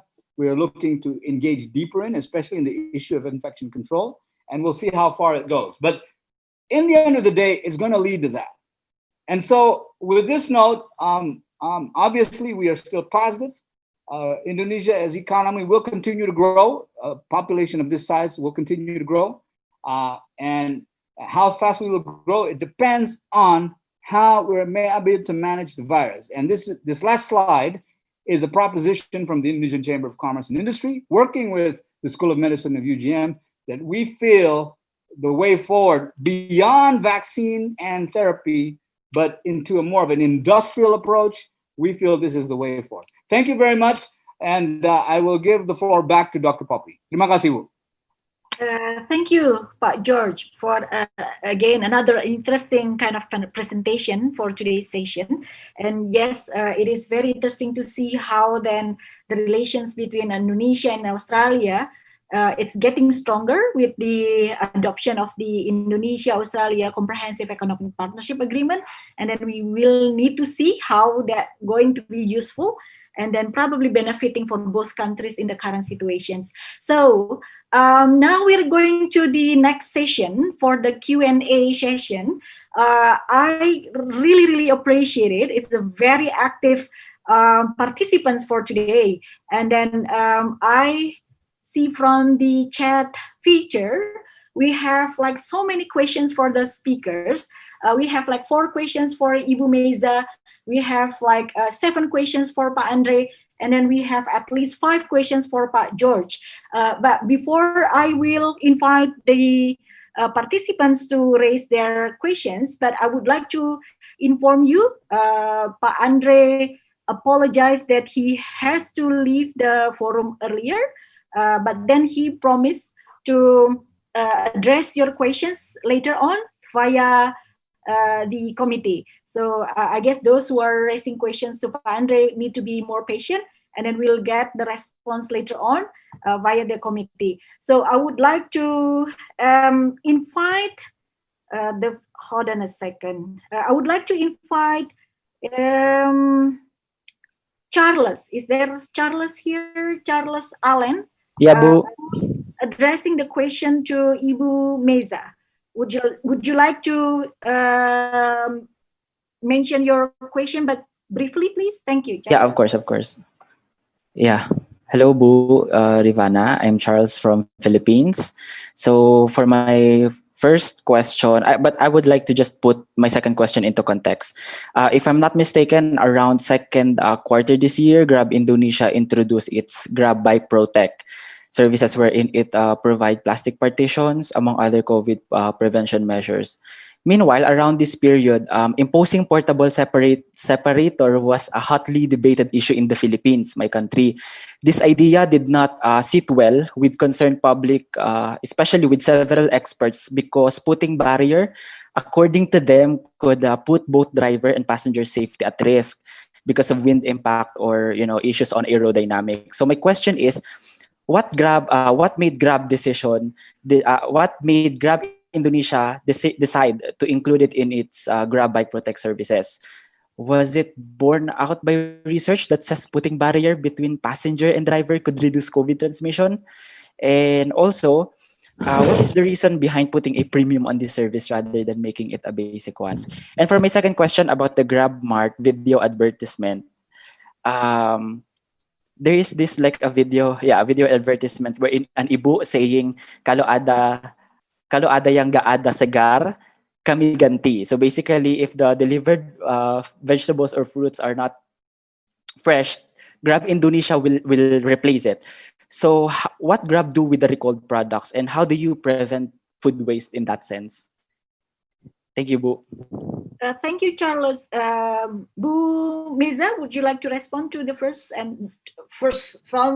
participant, but two questions? Yes, Bu Meza, please. Yeah, thank you, Bu Poppy. Thank you, Pak Charles, for your question. Very, very good observation, Pak, and thank you for your context of the Philippines debate as well.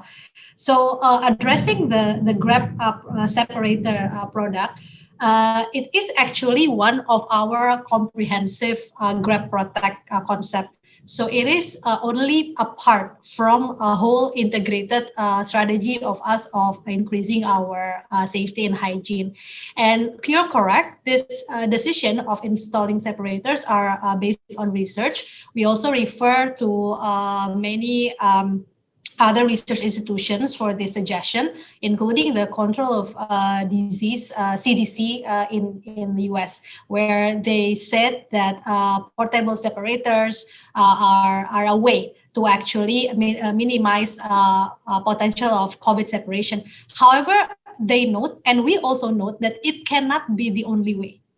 So that is the bold here. The bold point here is it shouldn't be the only measure that a company like Grab take for to improve its safety and hygiene. It has to be as a part of an integrated, a more holistic approach towards improving safety and hygiene, such as checking on the temperatures of the drivers, imposing SOPs on cleanliness, and using mask and everything. So it's a part of a holistic approach. And why we decided at the time when the issue was still hotly debated to just do it first, it's because of our approach that we already I shared to you in my presentation. We need to just innovate and execute based on critical mass of information, and then we execute, and then we learn from there. So the feedback loop is the one that we have to maintain.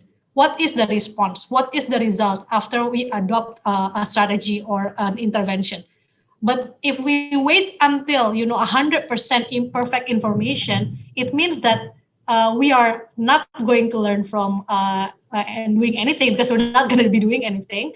And we at this time, Grab as a decacorn, we've learned that there is not going to be ever 100% perfect information.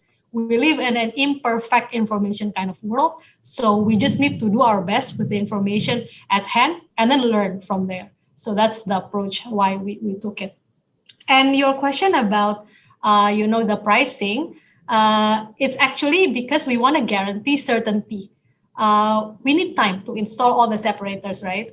We have millions of fleets in Indonesia, so it will need time. It will need also cost for us to do it for all. But we want to guarantee for every passenger that order that Grab Protect fleet, the Protect fleet will come. So that's where the decision comes from.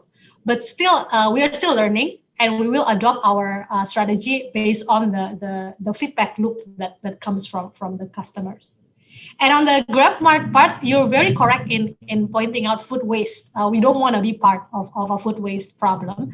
So what we have chosen is that to balance between the customer's interest to get fresh food, and then to also discipline the merchant to only send fresh goods. We've adopted, obviously, SLA for the merchants, but the way we actually replace the goods that are claimed to be unfresh is by providing voucher.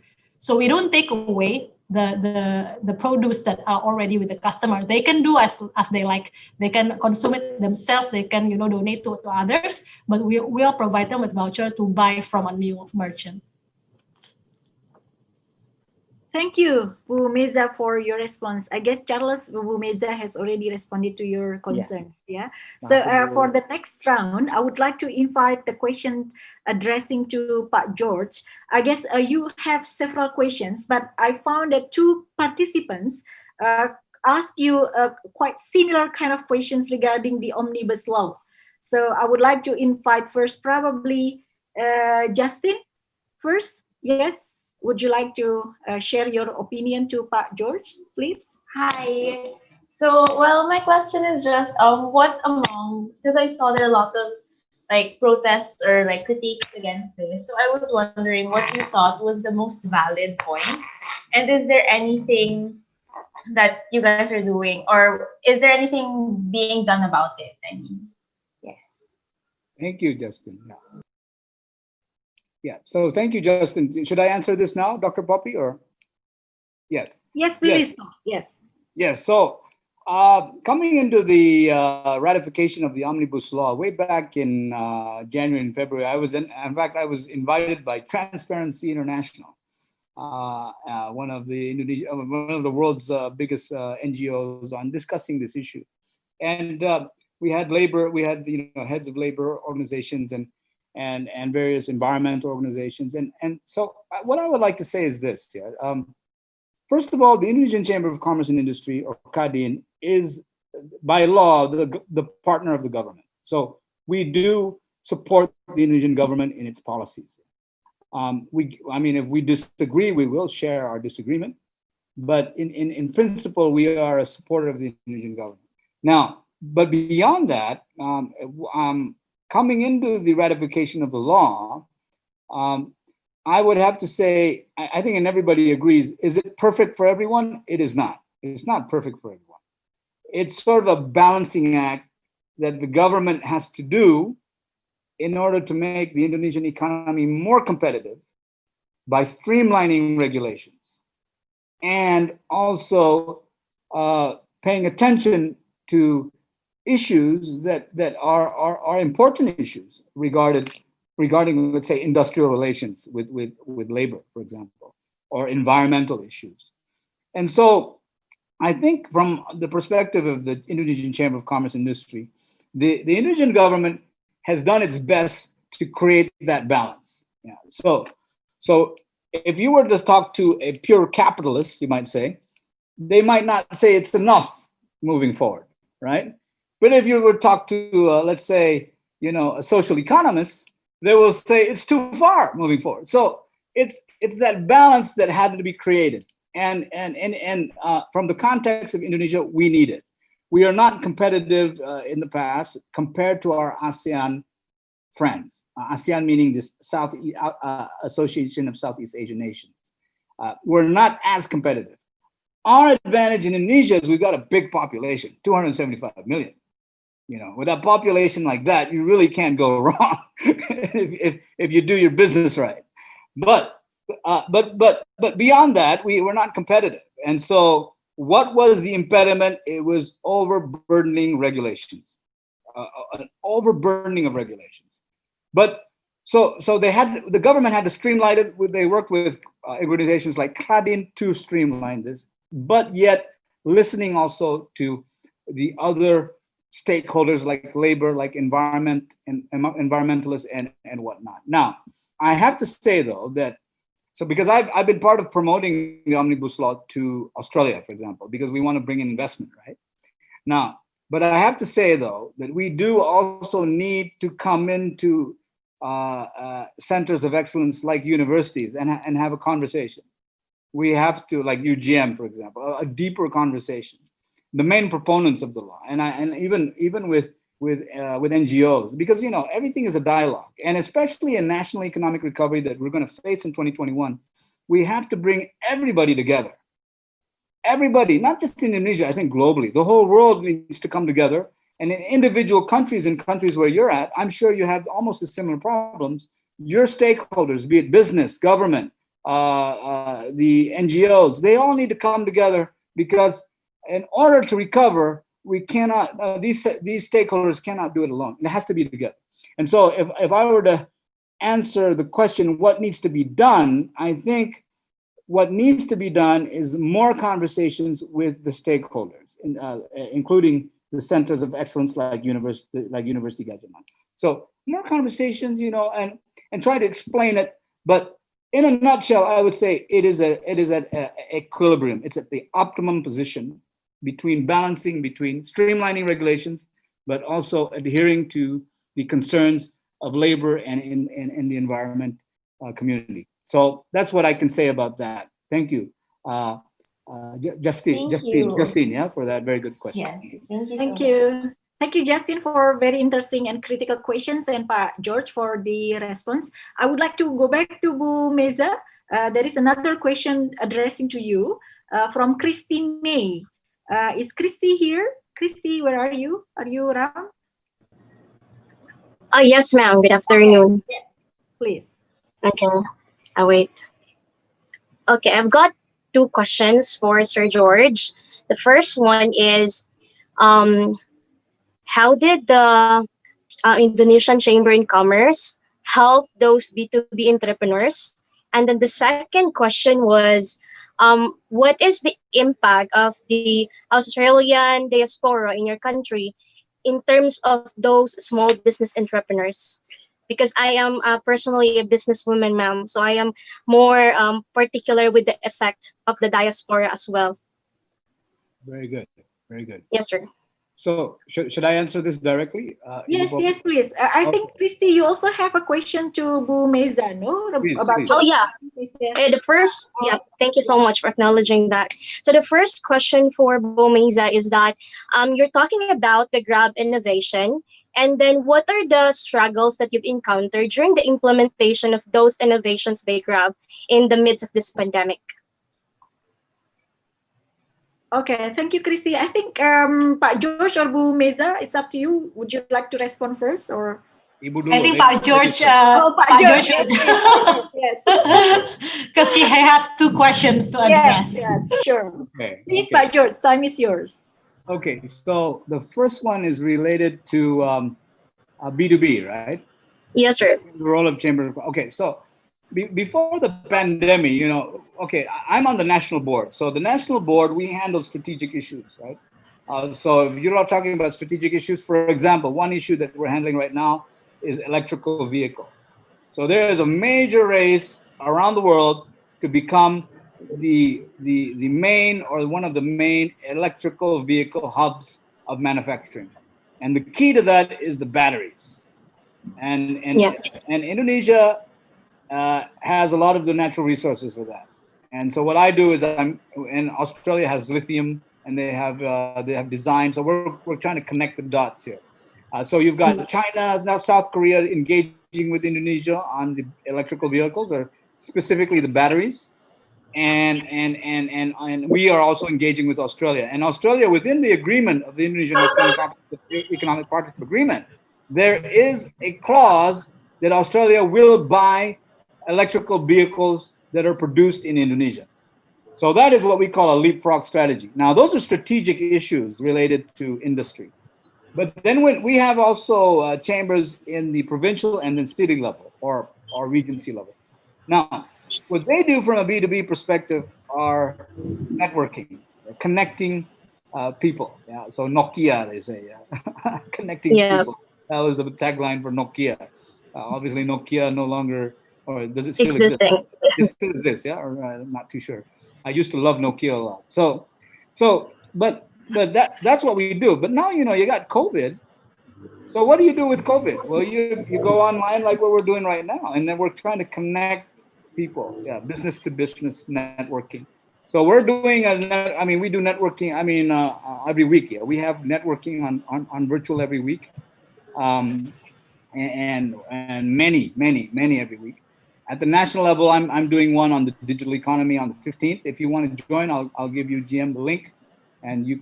Yes, sir. Yeah. So we're talking about the digital economy as a engine for national recovery. And so we're going to be talking about that on the 15th, and then link it with the fintech, the banks and the fintech. And so that we're doing that on the 15th. But that's beyond a dialogue, that's also networking, because here's the key with networking. So we're on this platform, right? Now, if you were to ask a permission from the manager of this platform to connect with somebody else, I'm sure you can do that. And so normally we will be doing this in a ballroom. We'll have, a nice snack and a nice conversation or a dialogue, and then everybody networks. Now with COVID, you can't. You have to do this. So this is what we do. we help B2B networking. That's at a more practical level. Yeah. Beyond the strategic level that I was discussing, at a more practical level, we support B2B networking. Now, secondly, is your question is related to diaspora, Australian diaspora. So this is very interesting. And so I noticed that actually the Australian diaspora in Indonesia, a lot of them didn't go back to Australia. And if you notice, in March and April, there was a lot of, there were a lot of issues, and a lot of expats had to leave to come back to their country. But a lot of Australian diaspora chose to stay, and obviously with these borders going to be closed for a while, I think even 2021, I don't really see a foreseeable opening of a border that is more. I mean, it's not going to be open. This is beyond Australia, Japan, Europe. I mean, within ASEAN, it's not that easy to move around. I mean, you used to be able to just catch a plane and fly to Singapore, right? Now you have to get a visa and whatnot. So, what I'm trying to say is that actually the diaspora is going to be the spearhead of business, at least in the next 2-3 years. It could be Australian diaspora in Indonesia that connects to the Australian industrial base in Australia. It could be the Indonesian diaspora in maybe, let's say, Australia, Philippines, wherever, because they could be the spearhead of the industrial base here in Indonesia. So that's we're going to have to rely on these type of communities and networks, not just for Indonesians and the Indonesian diaspora, but from wherever you are all from. I mean, if you're from Europe, from Philippines, wherever. If you want to do business, international business, the diaspora can be an asset. Your diaspora can be an asset. And to be more specific on the Australian diaspora, most of them here in Indonesia are investors. Some of them are small investors. There's some of them are medium, and some, like ANZ Bank, Commonwealth. Those are significantly of size. But they do dedicate their resources to the development of the economy of Indonesia and the context of other countries of other countries. So we need to learn on how to collaborate with our respective diasporas. I think the Chinese diaspora has done very well in doing this. Indian diaspora, India, they've been very well in doing this throughout the world. And we in Indonesia are learning to do it. Philippines, I think, your diaspora, Philippine diaspora has played a major role in the development of Philippine economy. And so, so I think this is, and obviously due to COVID-19, this will be more vivid in my perspective. Thank you. Thank you, Pak George. Thank you so much. All right, thank you, Christy. Bu Meza, time is yours to respond to Christy's another question. Yeah, Christy. So I think you're very on point. Anybody who just started a business who's I think already the Facebook of the world will have struggles when they implement something new, when they innovate in the face of a new situation. For us at Grab, the biggest struggle for us is because if we were to look at COVID-19 as a challenge or as an enemy, it is unclear, right? It changes all the time, just like the virus itself. It mutates. Nobody knows how it will end, when it will end. Yes, we will have a vaccine, but how it will affect the economy, how it will affect the people, will it reach the remote areas of Indonesia? Will our drivers be able to get it first before the other part of Indonesia? All questions, there is very little answer to that. So the struggle is how to make decisions in light of imperfect information. The goal is clear. The goal is to thrive and to help take care of our people in our platform. But how to make decisions in light of those information? I'm sure small businesses also face the same thing. So what we have adopted is, like I've said before, we innovate. We use the information that is available to us because we want to still be data driven. However, we just try it first. What we need to make sure is that we have the feedback loop to us. how do we know if this product is good or not? How do we know if the services bring good impact or not? And how do we know that? We know that from customers' feedback, we know that from government feedback, and from our data analytics. Oh, this actually create a spike, or this actually create a jump, and all that. So I think if we were to implement this, apply this to the smaller business case, what I would like to suggest is just don't be afraid. Do what you think you can do at the moment, and then just make sure you can know how it affects you. Look at your sales data. You can look at your customer survey. From that very small data, you can have the sense whether what you're doing is correct or not. If it's correct, continue it. If it's not correct, let's make it better. I think that's what I can say. Thank you. Thank you, Bu Meza, and also thank you, Christy. We only have a very limited time, 15 minutes left, but I'm going to invite another participant who apparently has also questions to Pak George and also Bu Meza. I would like to invite Katrina Shaina. Katrina, are you there? Would you like to ask your Hello. question? Okay, Katrina, yes. Please, you can ask questions to Pak George and Bu Meza. I noticed that you have the questions to both of the speakers, please. Oh, okay.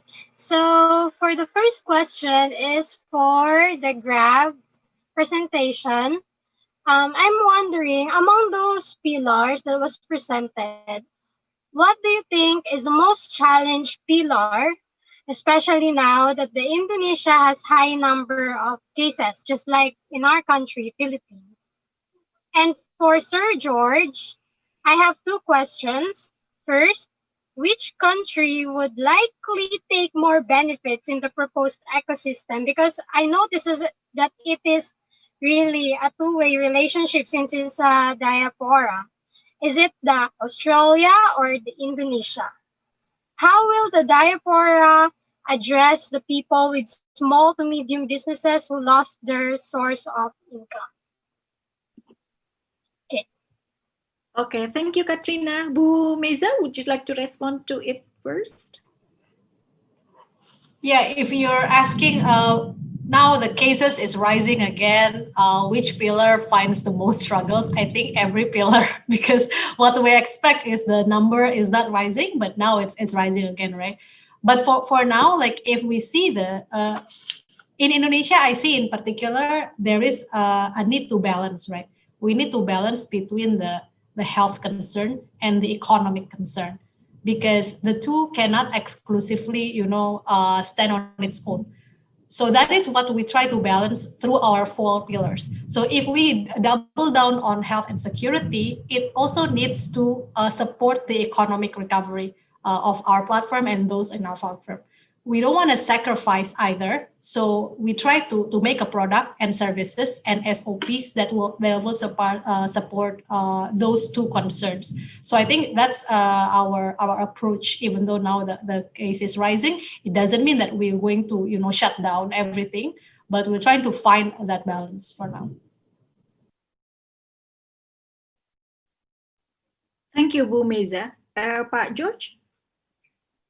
Yes, thank you. So the benefits of an ecosystem that was suggested in regards to, I believe, the knowledge economy ecosystem, I think both countries will benefit. Both all of the stakeholders of both countries will benefit. From the Indonesian perspective, it's part of Indonesia building our services sector. Currently, our Indonesian services sector represent 40% of our economy. To be a developed country, you need to get it up to probably 60 to 70% of the economy. So through knowledge, collaboration, and business that can trickle down to the business sector or industry, that will build our services sector and the competitiveness in the Indonesian services sector. From an Australian perspective, they will benefit also. One aspect of Indonesia is similar to the Philippines. Actually, we are a production hub. Yeah. So for example, we produce software. I think the Philippines do too. We are in. I think the creative economy was mentioned, and one up and coming business is the animation industry. That's an up and coming sector, and we see now collaborations between the Australian and Indonesian businesses and centers of excellence in universities that are tying this up. Yeah, and so that is strategic and also beneficial for both societies and their businesses of both of the two countries. Yeah. And so, I mean, beyond that, for example, even in areas like cybersecurity, we look to capture the opportunities in building a major talent pool to serve cybersecurity needs. Yeah. Indonesia has a big, like say, 3 million students studying computer science right now. And the world needs 1 million cybersecurity analysts, even for first responders, that is lagging or lacking right now, even today. So we can be that production hub, and obviously the Australian businesses and sector could also take advantage by them creating the value add. So these things work both ways. Yeah. So that ecosystem relates to benefiting both countries and the relevant stakeholders, be it business or center of excellences and universities. So that is, I think, I would say it would be a fair model for everyone. Now, related to the diaspora, how do they address people with small, medium business? Okay, so we established an Indonesian trading house in Australia, and that is primarily to support the small and medium enterprises of Indonesia. And why we are working with our diaspora there, because our diaspora in Australia are embedded into society. So, and it's not easy. International business is not easy. I mean, you can't just produce a sambal goreng, right? And then just export it. There are various requirements that you have to fulfill. But our diaspora knows how to get those goods into the country in, say, Australia. And they even know where the market is. We're on the other side of the ocean. We might not know where a market for sambal goreng is. Sambal goreng, for our audience here, is chili. Yeah? It's Indonesian chili. Yeah? Indonesian fried chili.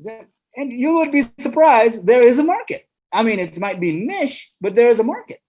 And so, I'm being extreme in my example, but because I was in a dialogue that was talking about exporting sambal goreng to Australia. So that's a reality. I mean, I know a friend who is exporting bakpia to Australia. Bakpia is an Indonesian delicacy or snack. Yeah, it's a snack, and they're actually doing well in Australia. But how did they do that? Well, they built the market via the diaspora. And now they're actually developing a small factory over there. So you might be surprised what can happen when you do these type of engagements with your own diaspora. And I think even for our friends here in the Philippines, you can work with the Filipino diaspora in Indonesia, and from all over the world. Wherever you're coming from, the society is global. And again, COVID does not allow travel, at least for the next year or two. So you're going to have to, that from a international business angle, that is an opportunity to look into. So thank you for that very good question. Thank you, Pak George. I think you mentioned about sambal goreng, you mentioned about bakpia. That makes our participants who are all over the world would be very, very, sad because they're not in Jogja at this moment due to the current situation. So we're having this event online because of this kind of pandemic. Well, I guess time is already almost finished now. And I really would like to thank to Ibu Meza and Pak George and also Pak Andre earlier. They're very insightful, very interesting sharing from your own experience that I really do hope that the participants will find this very inspiring.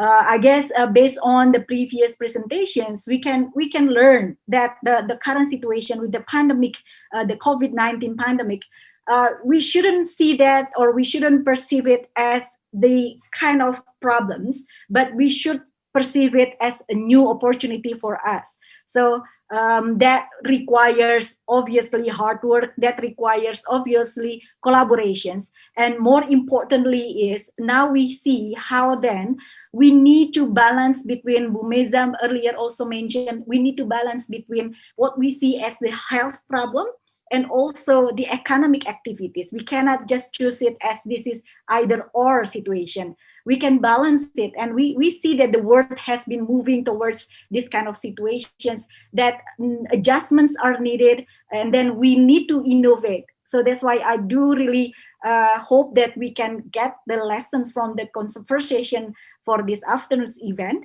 and then very inspiring. So please join me to give applause to Pak George and also Bu Meza to close the session this afternoon. Thank you, everyone. Thank you, Bu Meza. Thank you, Pak George. I would like to return to Mas Rian Dika. The time is yours, and stay safe and stay healthy, everyone. Thank you very much, Dr. Poppy, as a moderator for this discussion. Give applause for all speakers also.